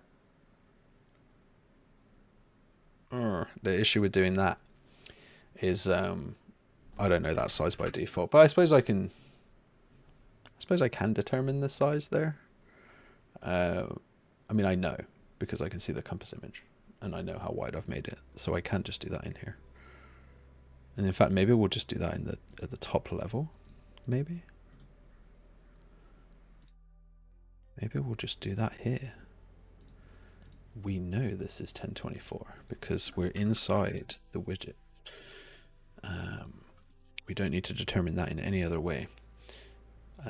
Yeah, so now we've got a compass marker. It can attempt to be that far off the canvas if it wants, but it's not going to change the size of the actual draw. And this is what we're seeing right now, is a marker that's here like this. And so what I was trying to do was say that this is like bottom or center, but that's not going to work. I mean, I could like redesign this slightly and be like, yeah, the height of this is actually just 2 pixels tall, but then every element inside it doesn't clip and looks like this. In that way, you could get rid of this one, replace with child, size box this by 1024. And now I know without it doing any extra math, I've used the hierarchy basically to define the position. So I don't have to do extra math just to get the center of this line. I've just done it through the widget instead. So that's pretty cool. I think we'll go with that. I think that's reasonable. And so all we need to do here is set clipping. Can't do it there. Set clipping to without intersecting, basically. Boom. Okay, now we're on to the next. Let's go have a look at that. Boom, boom, boom. Got a couple of widgets. They slide off to the side. That's pretty cool. Let's go full screen. We have markers. So the only other thing from the reference, a couple of things I want to do. I want to get a round timer in here. Although I would build that separately. That would be its own element. It wouldn't be part of the compass. And then you've got this this text element as well. And we've got a bearing. We haven't drawn the bearing on the screen, actually. Let's go and add the bearing. I think that'd be cool. Boop. Skull, flag, like, yeah. You get a bunch of little markers on your compass now. Oh, that's fun. They do move, which is quite cool, depending on how close or far you are.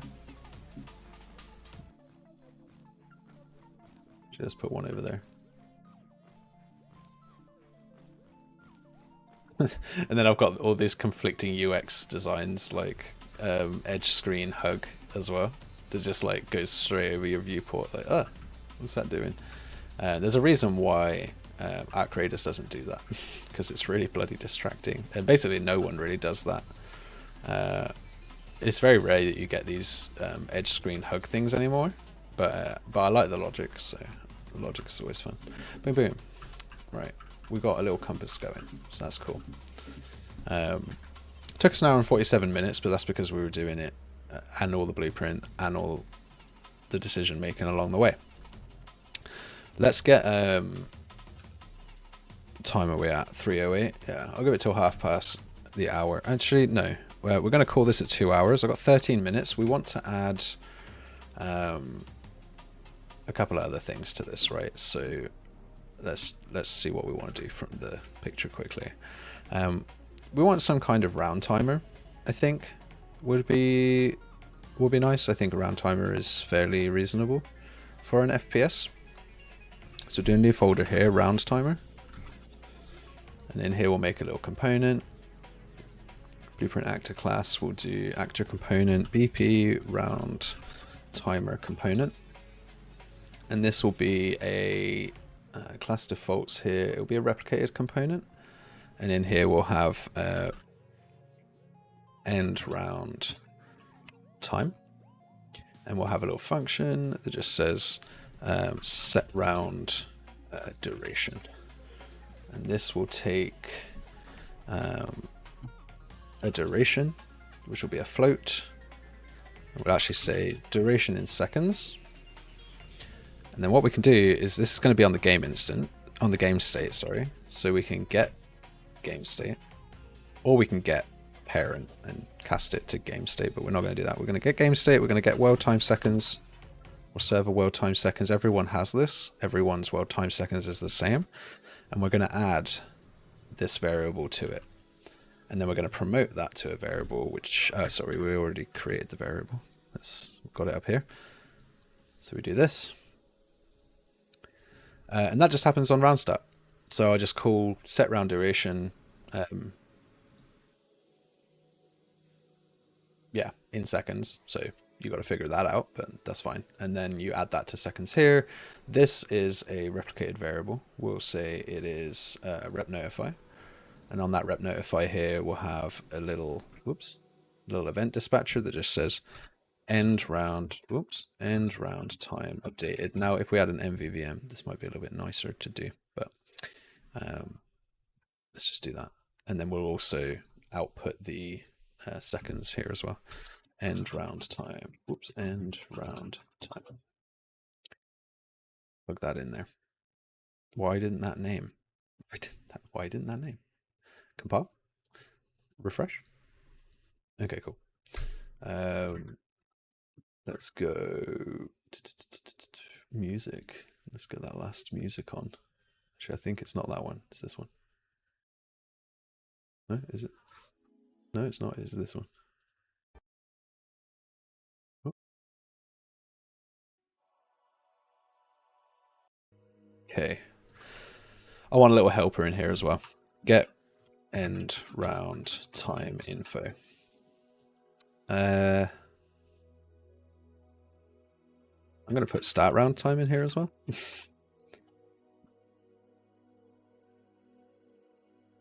So I can get the elapsed time.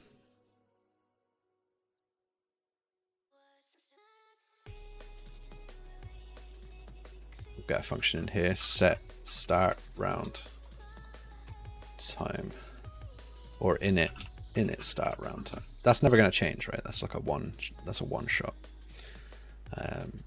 So init round start time here. Yeah, we can rep notify that as well. Why not? Why not? We should also, yeah, the issue with this component is it's going to get its net update rate from the game state. And the game state, you want that to be updated, somewhat frequently. You want that to be relevant on everyone's clients. So you're basically saying if this component lives on the game state, then it is going to have its net update rate affected by that. unless you're going to C++ possibly and do some other stuff. But basically the owner is going to determine the tick rate of the updates for the net relevancy and the net update rate for this component that just holds two float variables that never change. And in fact, what we could do is we could set the replication condition to this to initial only, and that will mean it only ever updates on the client the first time, because I'm going to say that you're never going to change. I'm just going to make a rule that you're never going to change the round time halfway through. Which, of course, if you have a certain game that has an extendable round time, you wouldn't want that to be initial only, but that's going to make this really cheap now, basically. It's gonna only pull dirty clients once. On round start time, let's have a look here. So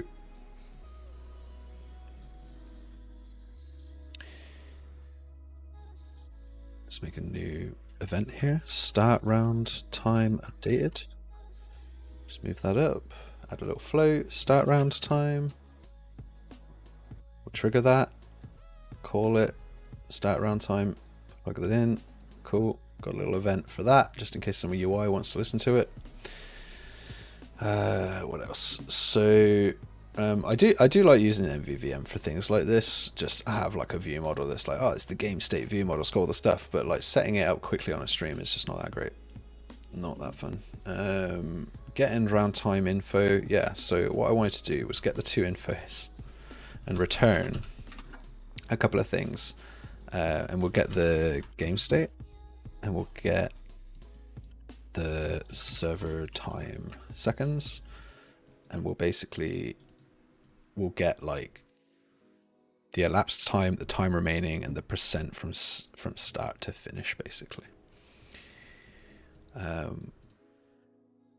So we have an end round time, and if we minus the start round time, let's say the start round time was 100 and this is 200, we get 100. That's the length of the round length.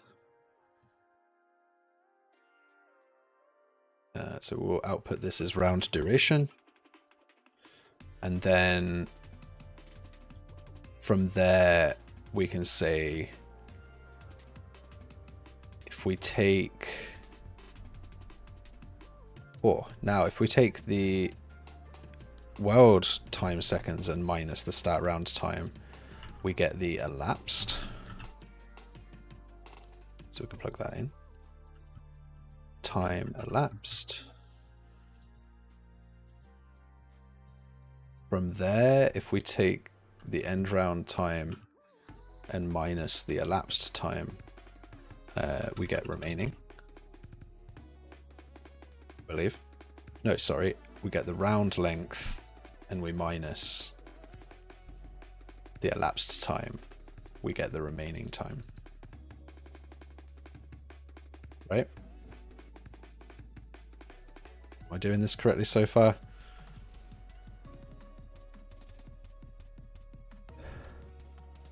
This might be wrong. So let's say this was 100 and this is 120. It's 20 seconds as elapsed. Yeah. Then if we take 100 minus 100, 100 minus 20, we get 80. That's the remaining. Cool. Yeah, that's all correct so far. Time remaining. And then the last one that we want is just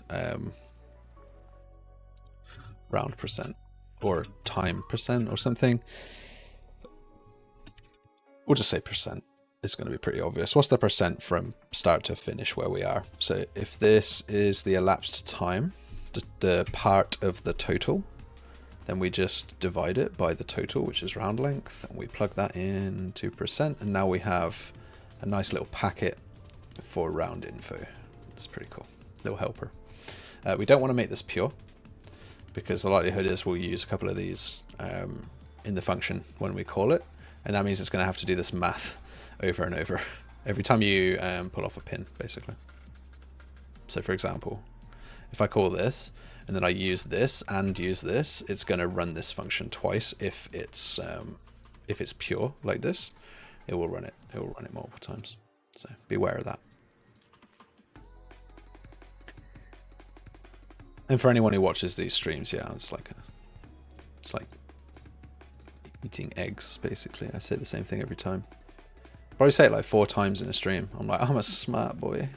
I'm going to tell you the cool things about Unreal Engine that tripped me up every single time. And I'm going to tell you every time 4 times a stream. Okay, so we have a nice little round timer thing. We got 3 minutes left to actually integrate that. So let's get going. Got the FPS here, core. We're going to need a new... We've got the game mode, but we don't have game state. So let's go and make a new blueprint class. In fact, let's go to the game mode and find out if we already have a game state, which assumedly we do. Game state class default here. Let's go here, create a child blueprint class. We'll just call this UXIF. And we'll drag that down into our core. Here, move here, FPS, core, GS, put that in here. No, not the right one. Here.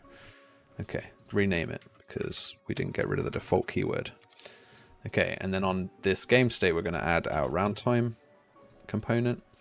And then on the event graph, we can come in here and just say on the authority, grab the round timer, set the duration, and we'll just say 60 multiplied by 15. So that'd be cool. Compile that. And then we were making a round timer, FPS round timer. Let's go and make a widget for that. Widget blueprint W_round timer. Save that. Come in here, get some text. Let's make this desired size. Let's make this a cool font. Let's use this font. Let's just say this is, I don't know, 1500. And then actually make sure that that is center justified, text block time. And then on event construct, yeah, let's do this. On event construct, we would get the game state. And if the game state isn't valid, we will set a timer by an event, which will be a custom event, which will be bind to game state timer, or round timer, I should call it. Whoops. Bind to round timer. If it's not valid, do it again. And so up here, we just go bind to round timer. That's cool. And on tick, we're going to update it. Here we just do every 0.1 second wait for the game state. The reason for this is because if we're waiting for game state, it's actually a latent. It's a latent actor. It's a replicated actor, basically. It has rep time for clients. So we're going to wait for that. Bind to round timer. We come off here, and so we have a game state now. We can get the component from class. We can get the round timer. We can assign end round time changed. And we can also, in fact, I might change the function in the round component. I don't think we need one for each. I think we just need round time updated. And then when we on-rep on either of these, this is start round time, we just get round time updated. I'm not going to output the time here. I'm going to output the component round timer component. Also, I failed to do it in the 5 minutes that I was supposed to do it. Round time component. Spent way too long talking, I suppose. Self. Very cool. Okie dokie. We sorted there. Compile that. Come over here. Call it. Call self. This is a little bit cleaner. A little bit more reusable. We're always going to need to hook them both otherwise. Round time updated. And then we do a little function here. Well, do we need to do this? I think we just need to save this component. You can bind to that and update if you need to uniquely, but basically for my sake, I just need the round timer because on tick we're going to be calling the info. So we make a little function here, update timer. as long as we have a round timer by right clicking validating that, and then we get the round, then we get the time info or something. End round time info. We get the text block, set text. From here we do a format text node. Format text. From here we do MM for minutes, semicolon, SS for seconds. And then we take the time remaining and we go from seconds. And then we split that, and then we get minutes, seconds, plug that in.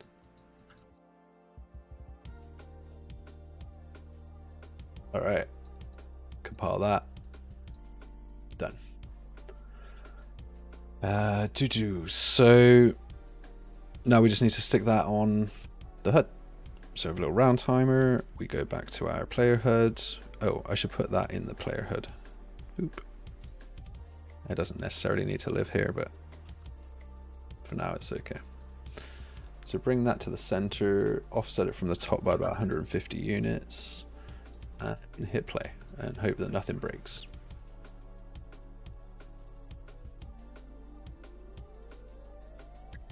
I forgot to call the update function. Just like staring at it like, what did I do wrong? Well, the main thing is we didn't add a drop shadow. That's the most important problem to solve first. So we'll just bring that drop shadow in. Just a cheeky drop shadow. There we go. But also maybe we should update the timer as well, I suppose. There we go. So now we have a little round timer. The text is enormous. The text is absolutely enormous. We'll go 14. Cool. So that gives us space to add the other element in. So we want to add this locational element in, and it's based on looking at a marker, right? So if there was a marker in the world, whoops. If there was a marker in the world, then we would want to read data from it. And that will also be the focused marker component. So let's try and code that in real quick, seeing as we're all sticking around together and having a good time. Let's make the next little bit. We'll slow down a little bit now. Getting a little bit too talky, so I'm going to bring the microphone a little bit closer, and we're going to get a little bit more ASMR. Okay, so whoever's sticking around, it's now the stream has gone on too long, but we're going to carry on anyway time. Okay, so let's do a new happy little widget here. W underscore, what should we call this? Widget underscore POI name. Let's go POI name. Let's take a look at the design reference, which of course in classic style I've already closed. Yeah, so just a nice little text block. We'll take the text block from the timer that we already made. Pop that in here. Desired size, little wrap with horizontal box here. No, doesn't like it. Try again. Doesn't work the first time. Just do it again. Gonna put TB distance in here and TB name. Cool. I'm just gonna call this good old place name. Just give it a little bit of padding on the distance here. We'll just call this 85 meters. Good old place name. And then we might just need a little image. Just give this a little bit of greebling. Just a little bit of greeble. So a little triangle in here.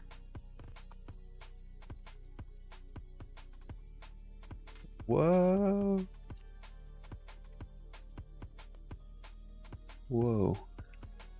That's a big triangle. But we like it, you know? We're okay with this triangle. It's a nice triangle. There's no -1 in here. It's a nice little widget. Come in here, got POI name, drag that in.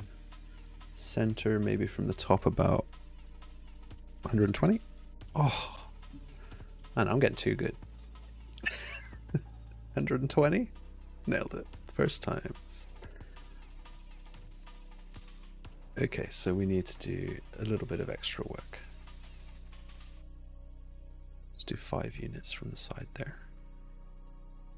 Good old place name. So, what we need to do here is get the owning player, get the HUD, get the component for the HUD marker manager.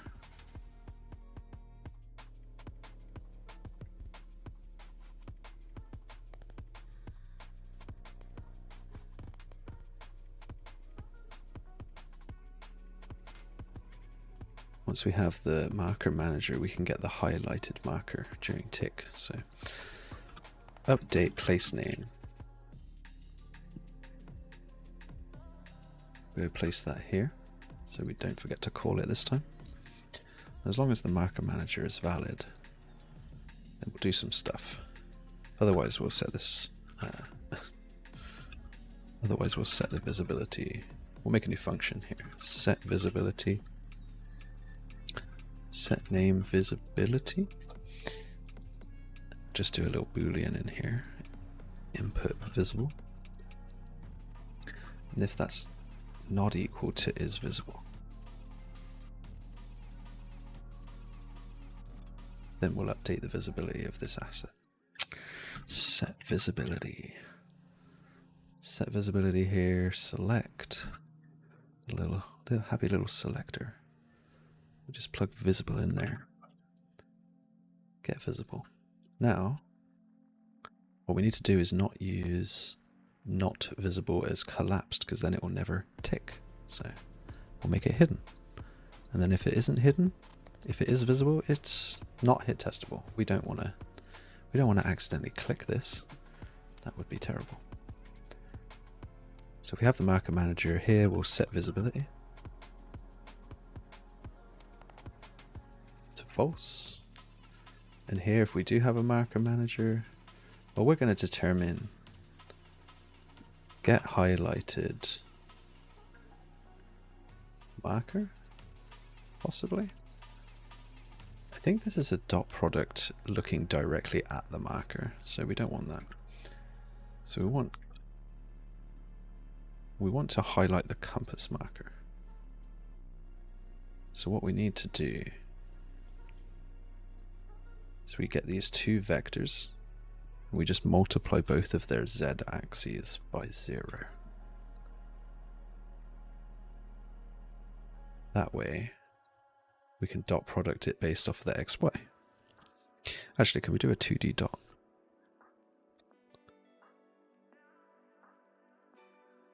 Possibly. We do this. Does this just... yeah, xy. Awesome. Look at that. Unreal to the rescue.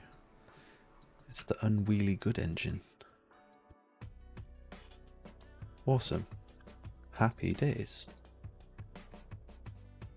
Now we have a get highlight compass marker that is equal to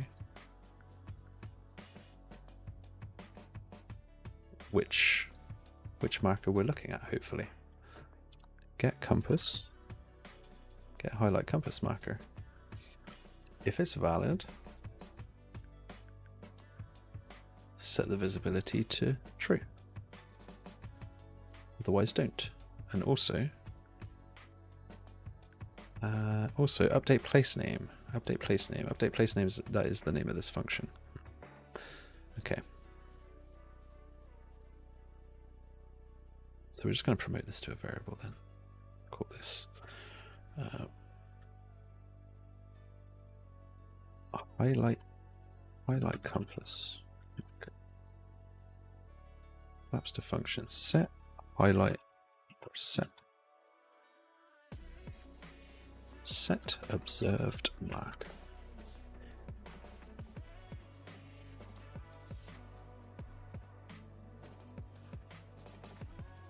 And if this observed marker, oops, is valid,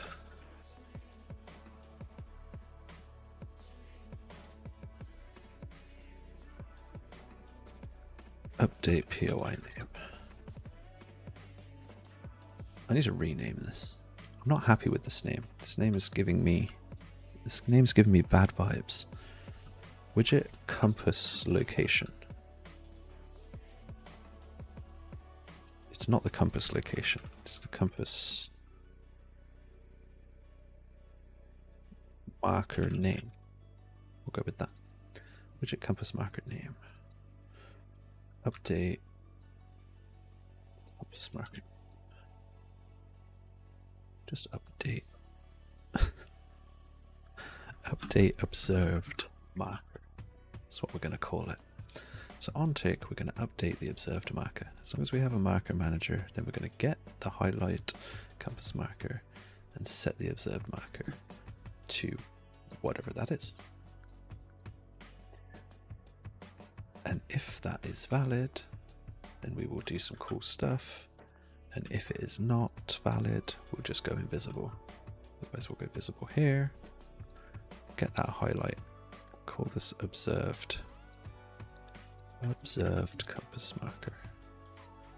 Get data. Get name. We don't have a name inside of our data asset. Well, this just brings the entire plan down to its knees. Text. We have text. Text is good. Get text. Okay. And then from there, we will update the name. Set text. In fact, we need a new function. Update name. If the observed marker is valid, we will update the name.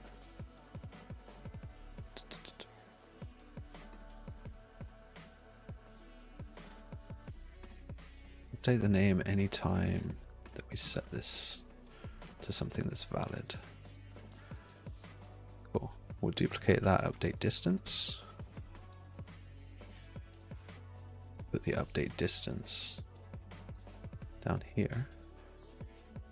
Oh, another thing in the set observed marker is as long as this is not equal to the observed marker, we're not going to call this function. This is a one-shot. This is just a little update function. So that's nice. That's a nice little function. Okay. There's all these other things down. Put this in here. Update distance. Yeah, so for the distance, marker manager get distance. We definitely have the distance there. Okay, and then we'll format this. We'll just say dist m. Multiply, or rather divide this by 100. Plug that into distance. We'll also actually turn this into a text so that we don't have any fractional digits. Plug that into distance. And we'll update tb underscore distance for that. Okay. Let's have a look. Ooh. Of course, it's not updating, so that's awesome.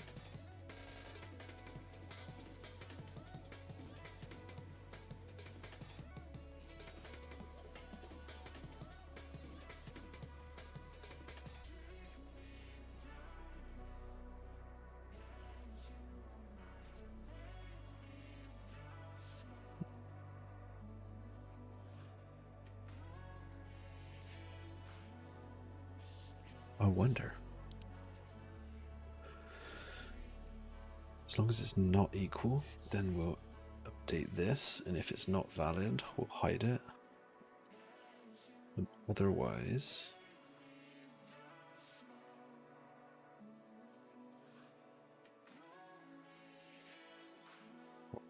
we'll update the name. That's what I want to know. Well, the tick just isn't running. Why is the tick not running?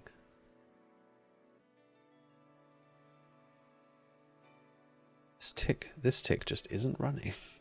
There is no tick on this compass marker name. Why is that? Why aren't you ticking, sir?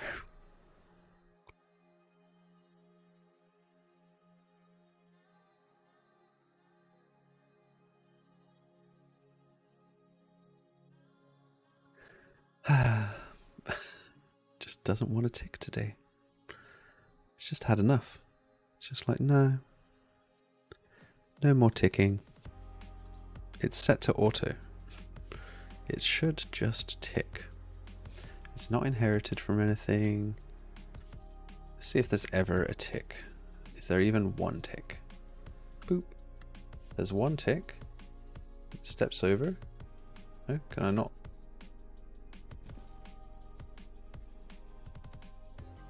Boom.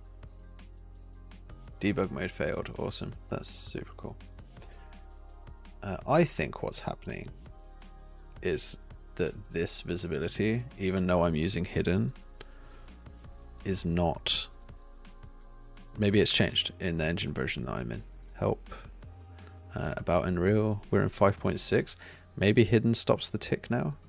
I would be sad about that. Print string.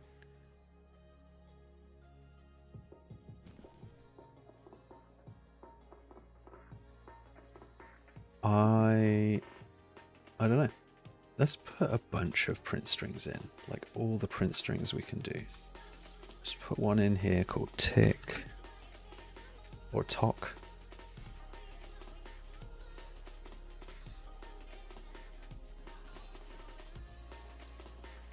That's not helping.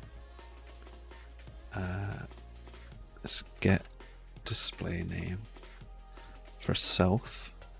Just plug this in here.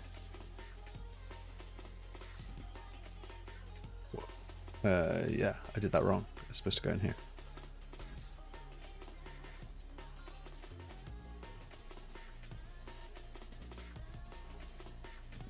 So apparently we have a marker.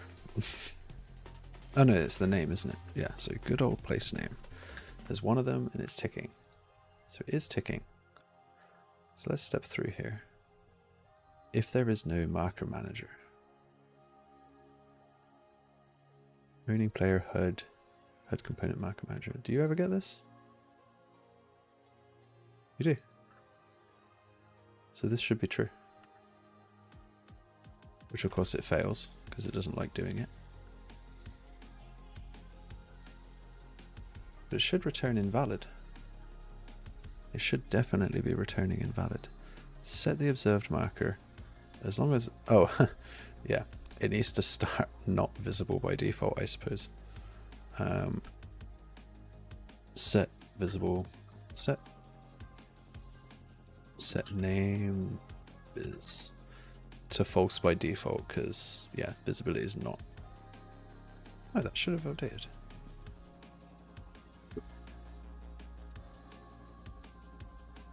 Wonder why that's not returning anything then. Marker manager, get highlighted compass marker.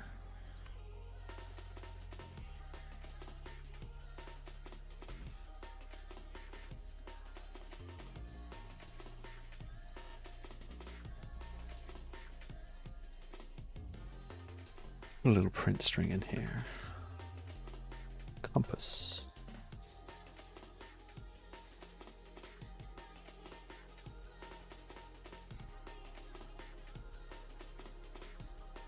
So it gets hidden. It does get hidden.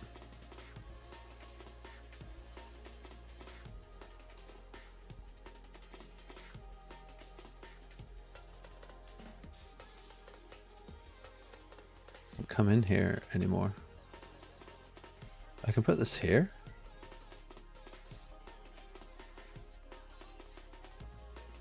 Yep.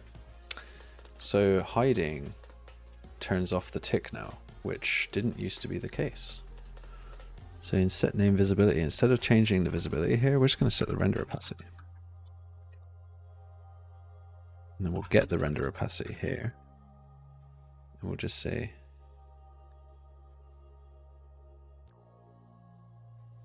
if render opacity is not equal to 1 or 0,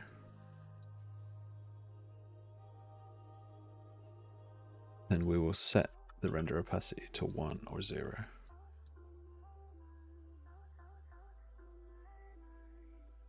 Let's try that. Update name. It happened. That one happened. So now you get these. Oh. It still doesn't like it unless I look directly at it. So removing the Z component from, or trying to do the 2D look at didn't help us out here. Unless I'm using the wrong thing. Get highlight compass marker.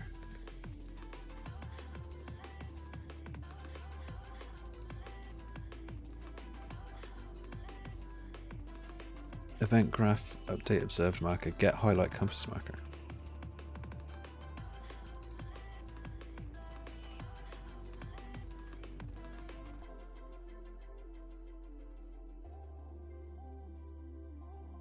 Get the unit. Oh, it's not normalizing them. Does it need to normalize them?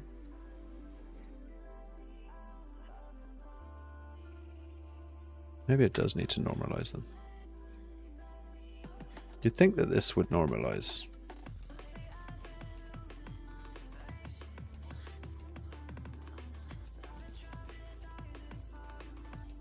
Nope, it didn't normalize it. So now it doesn't matter if I'm looking up or down. If my compass hits that marker, it will say whatever the marker name is.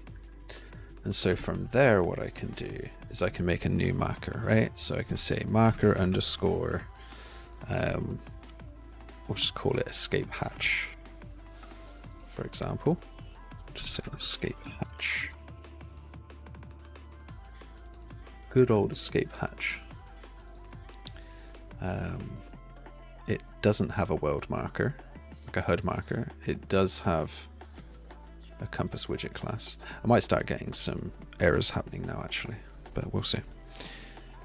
In Photoshop, we just need a new marker appearance. So we'll use 64 by 64 here, and we'll bring this into black and white. Let's just make. We want to do this. We just want to create. Just gonna, how am I going to do this? I'm going to bring this in. I'm going to bring us a new white layer, and then I'm going to cut the edges off.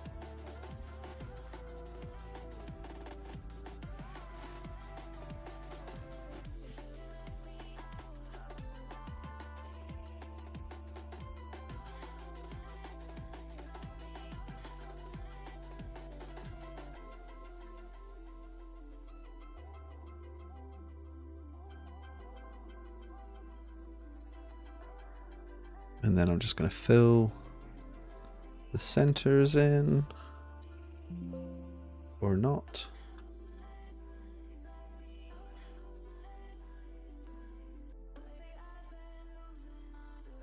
Okay, and then I'm going to duplicate this and just bring it in by a few units.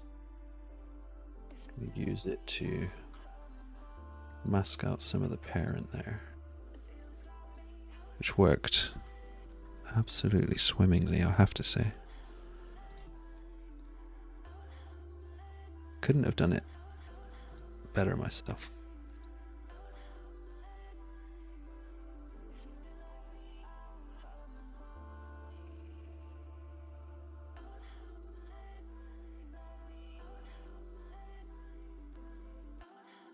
Oops.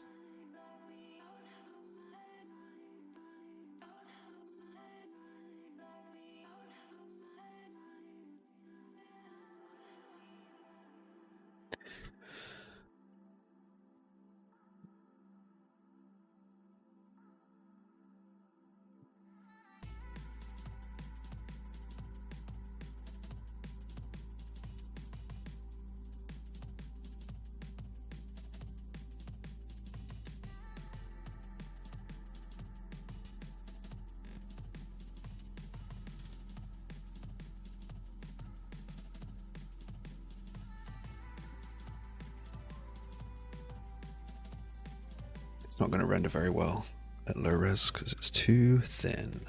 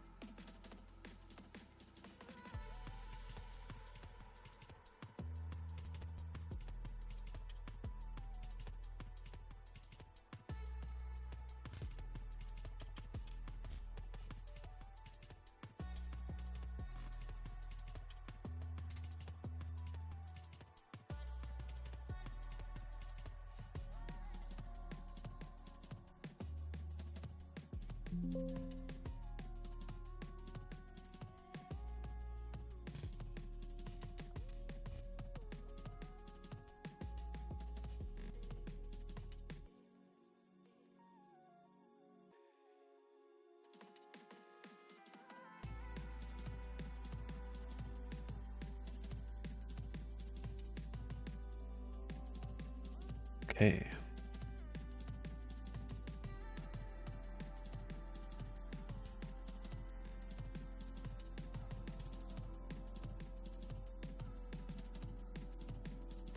Sprite actions, apply paper 2D sprite settings, pop that in here. Let's just make this white. That's very cool. Maybe we should have given this a little bit of yeah, let's do it. Should have given this a little bit of a glow. We're just going to go in.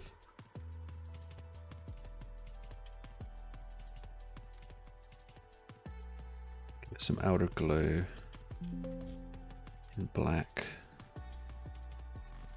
Just going to spread that.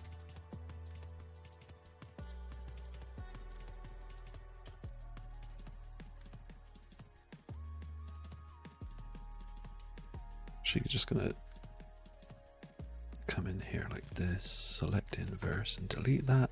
We're just going to put this in the background. And this, and we get this little nice little, should have a full opacity glow on it.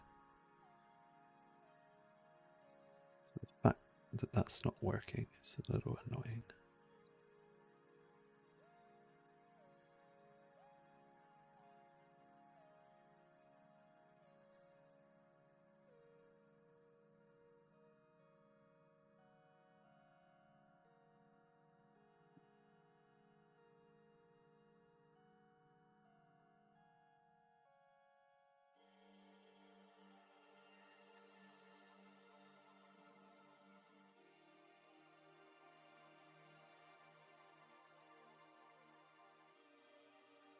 My mouse is stuck. It's not letting me move my mouse.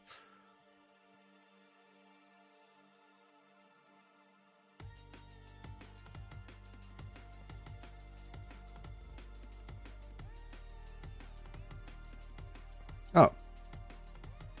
What am I doing? Just doing this guy. There we go.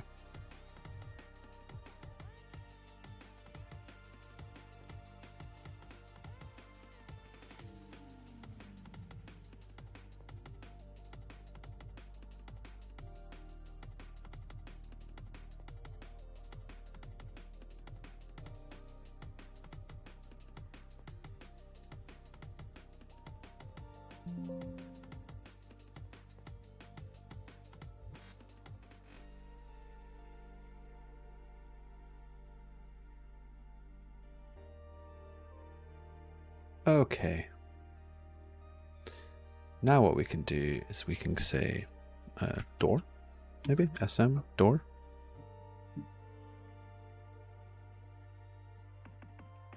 I don't have anything that would represent a hatch, so we're just going to use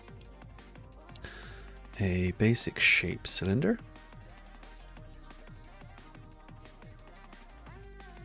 We're just going to put this guy. Just going to put this guy right here.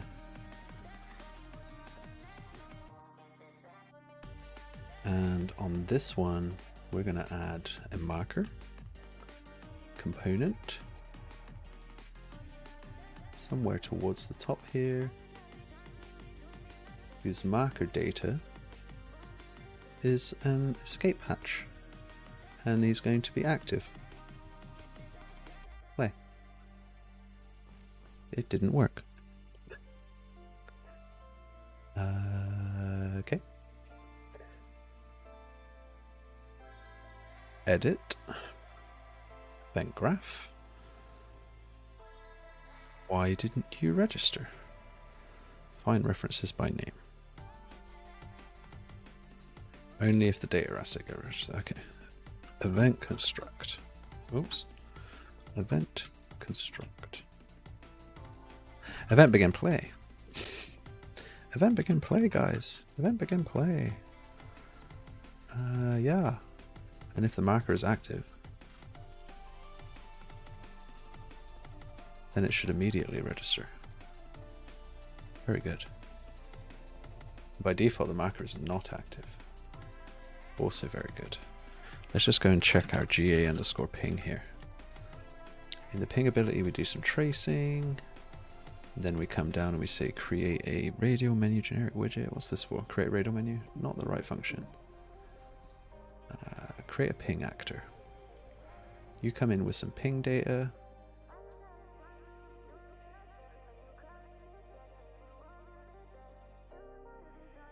Which means you get to set your marker data. Which means you register your marker data. What I'll do here is I'll say if you can execute cosmetic events and your marker is active, then you will register.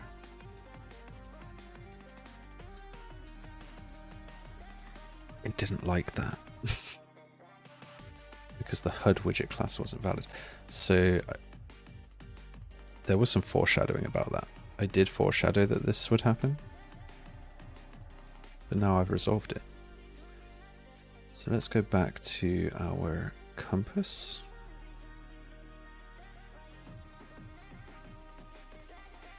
Where is the compass? Here's the compass master. Come in here, right click and validate this. Sometimes something won't have a compass marker because it's not allowed to be shown on the compass. So in those cases, oh my god.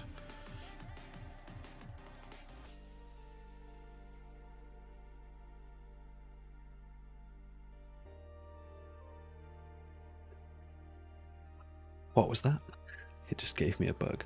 Access none, trying to read the real property of map find value 1 inside of the update ping highlight. Pings find this marker. Of course you can't find this marker.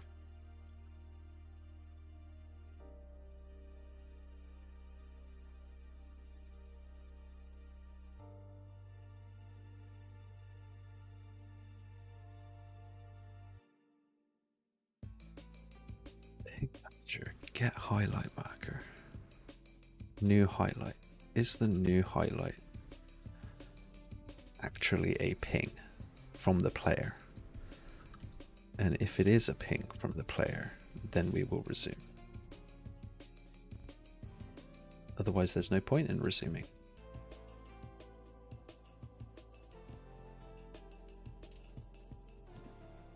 Look at that. Good old escape hatch. I absolutely hate the decision that I made to put a glow behind this. It was important to me at the time, but now it's dead to me. I don't want it anymore. We're just going to absolutely re-import that because it's disgusting. What was I thinking? What kind of crimes? Okay. So now we, oh my god, whoa, something going on with the plugin that I'm using right now, which isn't fun. It's really not enjoying that.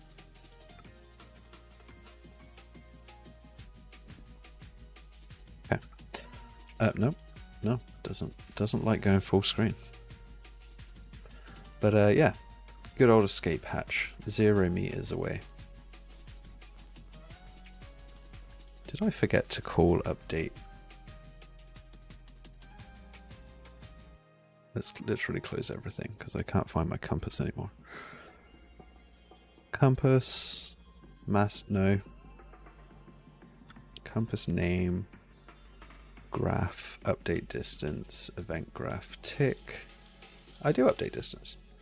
As long as there's an observed compass marker, get the distance, which is the world location to the camera location. And then just goes into distance. What? And you're not working because? The observed compass marker. Set observed compass marker. Observed compass marker. Elementary. Alright. Just print. Just say hi. You don't have to work, you just need to say hello. There you go. You are saying hello. That's just wonderful. That's just delightful.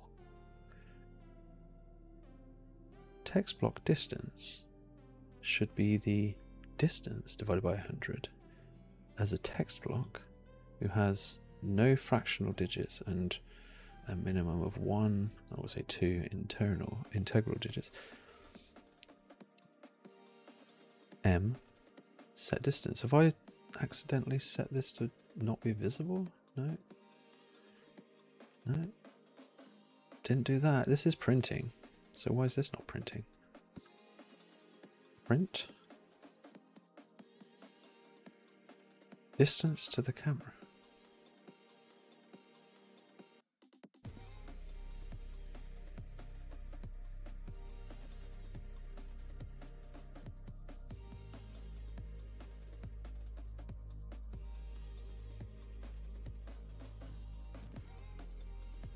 $2,945, which means 21 meters, 18 meters, 19 meters, but the good old escape hatch distance isn't updating. Despite this... Oh, I see. I see the problem. I already divided it. Let's just make this obvious. Distance, meters. Problem was, I thought this wasn't divided. But now I know this is distance meters. We're not going to divide it by 100 again. There we go, 14, 13, 12, 11, 10, 9. That's awesome.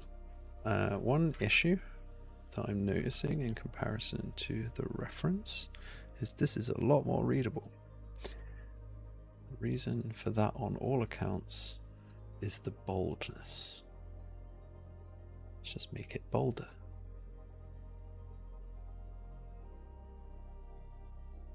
Good old boldness. Where'd I put the timer? In here. Let's grab this. Let's make you. Be bold. Don't be scared. There we go. Ugh. Don't know if you saw that, but that is disgusting. Oh, I don't like it. The black. The jet black of it. Let's resolve that with a border. Wrap this with a border. Change the color. This down here. Let's get a little gradient in here. We're gonna need a material. New folder, please. Why can't I do a new folder? Someone's not happy. New folder, please. Can only create folders when there is a single. Okay. Materials. In here, we're going to create, I guess, a UI folder, and then nice material in here for gradients. MUI gradient. We're going to take the UVs and we're going to rotate them by a custom rotator. We're going to have angle as our first variable divided by 360, which will provide us 0 to 1 for the angle here. And then we'll add to this. We'll go U add and V add We'll append those together to create an offset for this material. And then we'll do a break, a 1 minus, a switch, static switch parameter, and we'll say vertical question mark.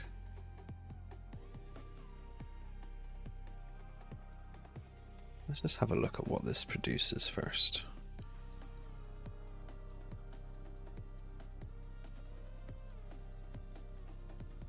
So that is true vertical. Nice. No, it's not. It's false. I lied. Let's just say horizontal then. Horizontal. True. And then we want mirrored as well as an option.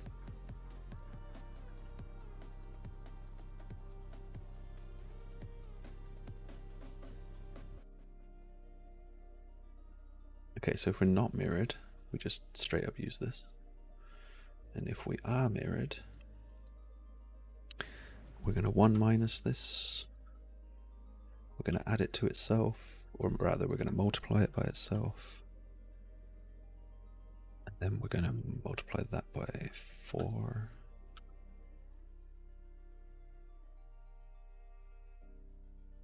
Put that in here. Multiply it again. Actually, we're gonna saturate it first.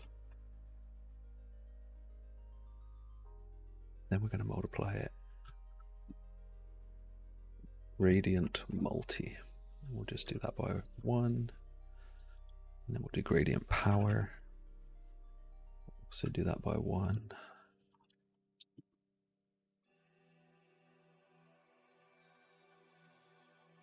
Just move this over here.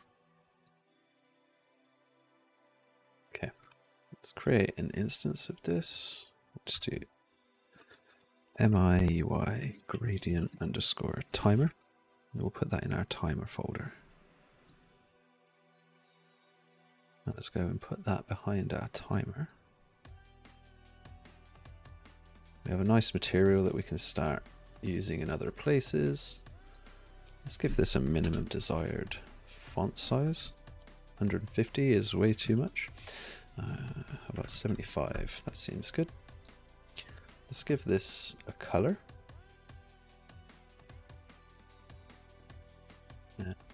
Opacity here. Actually, that'll do. I don't need to play with anything, but you can play with all these variables to mess with the yeah. But I don't need to because easy. Okay. One thing I do want to check though is that I've done the angle the right way around. So if I angle this by like this and then I add, I want it to shift left and right, not, yeah, see how that's shifting locally and not, and this is just moving in its local direction. I did the add at the wrong time. This add needs to happen before the rotate because I do want to rotate it in that axis, and then it would be nice to just be like local X add or local, what would you call this? Shift. We'll just call it shift, and we'll add nothing to the Y. But this shift variable will actually allow you to shift it on its own, on its rotated axis, I guess. It doesn't really matter in the Y because it's not going to do anything in the Y. So now we have the ability to UV shift it. What did I do wrong?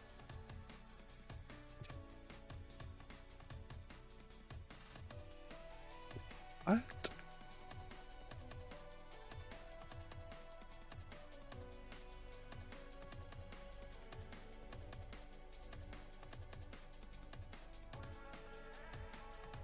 Why? I want it to move left and right, please. I literally want it to move left and right. Did I not apply it?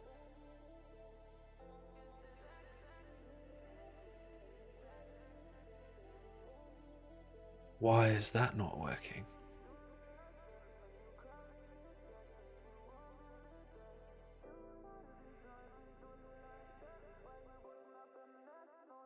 If I add here, that's fine. If I add here, it's doing something funky. If I add here, it's kind of post rotation, which is fine. Let's do no rotation. No additive. No shift. Okay, so that's left and right, and this is up and down. You shouldn't see anything. Cool. Let's flip it. Oh no. Right, yeah, because I moved it. Okay, so that is V. That's cool. And obviously this won't do anything because we're in vertical. This does nothing now. Yeah, cool. That does something. Awesome. But then as soon as we rotate it, and we do oh, I am moving it left and right now.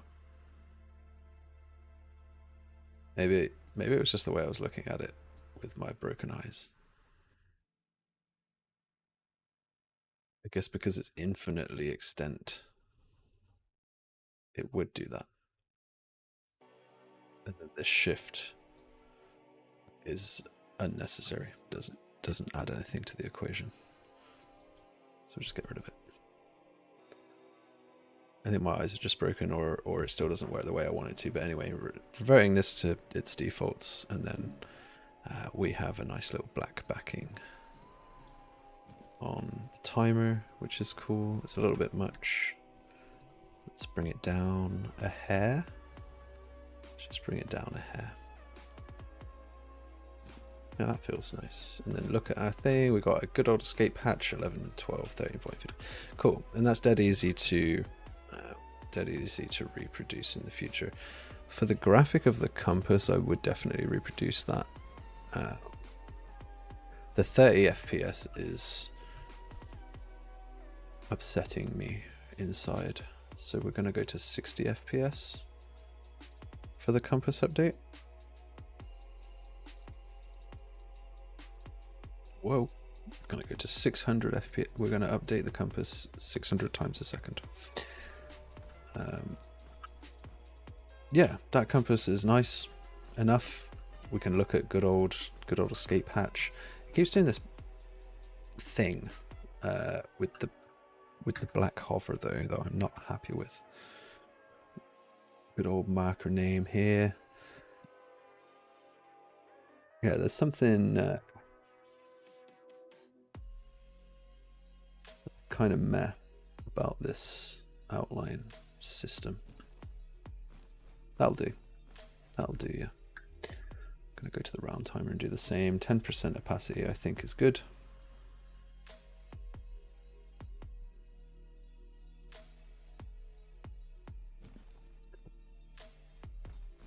Oh, escape, it's still doing it.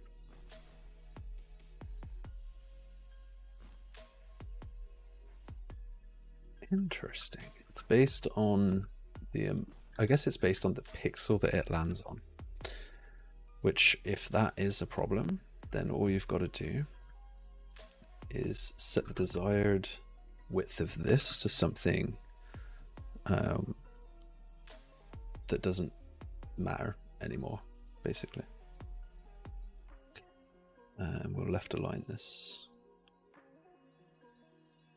Let's change the minimum desired here. 50 should be good.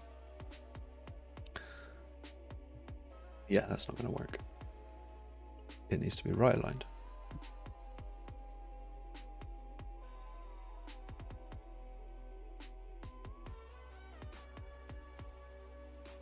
Let's go 555.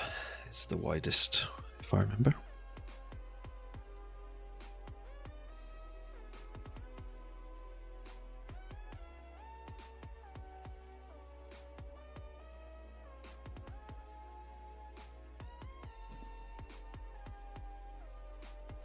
It stopped doing the jittery pixel shifting on the glow there, but anyway, cool. That was a compass. I spent ages on it. But it's compass. I did want to do the other 2 parts, so we'll come back for part 2 and we'll do this or this. I don't know. We'll decide on the day, but we'll do one of these. Yeah. So that's been a compass. Thanks for joining. We'll have a great weekend, and I'll see you on the flip side next week. Oh, by the way, next week we're going to be working on somebody's video game, so that's going to be pretty cool. We are going to have a break from the FPS HUD, so we'll come back and do the Power UI. But yeah, next week dedicated to, in the evenings, philanthropically helping out an independent developer with their cozy winter game. And we'll try and bring them up on stream, talk about their game. It'd be pretty cool. I think that would be pretty cool. But anyway, in the meantime, like I say, have a good weekend. Thank you for joining. See you in the next one. Goodbye.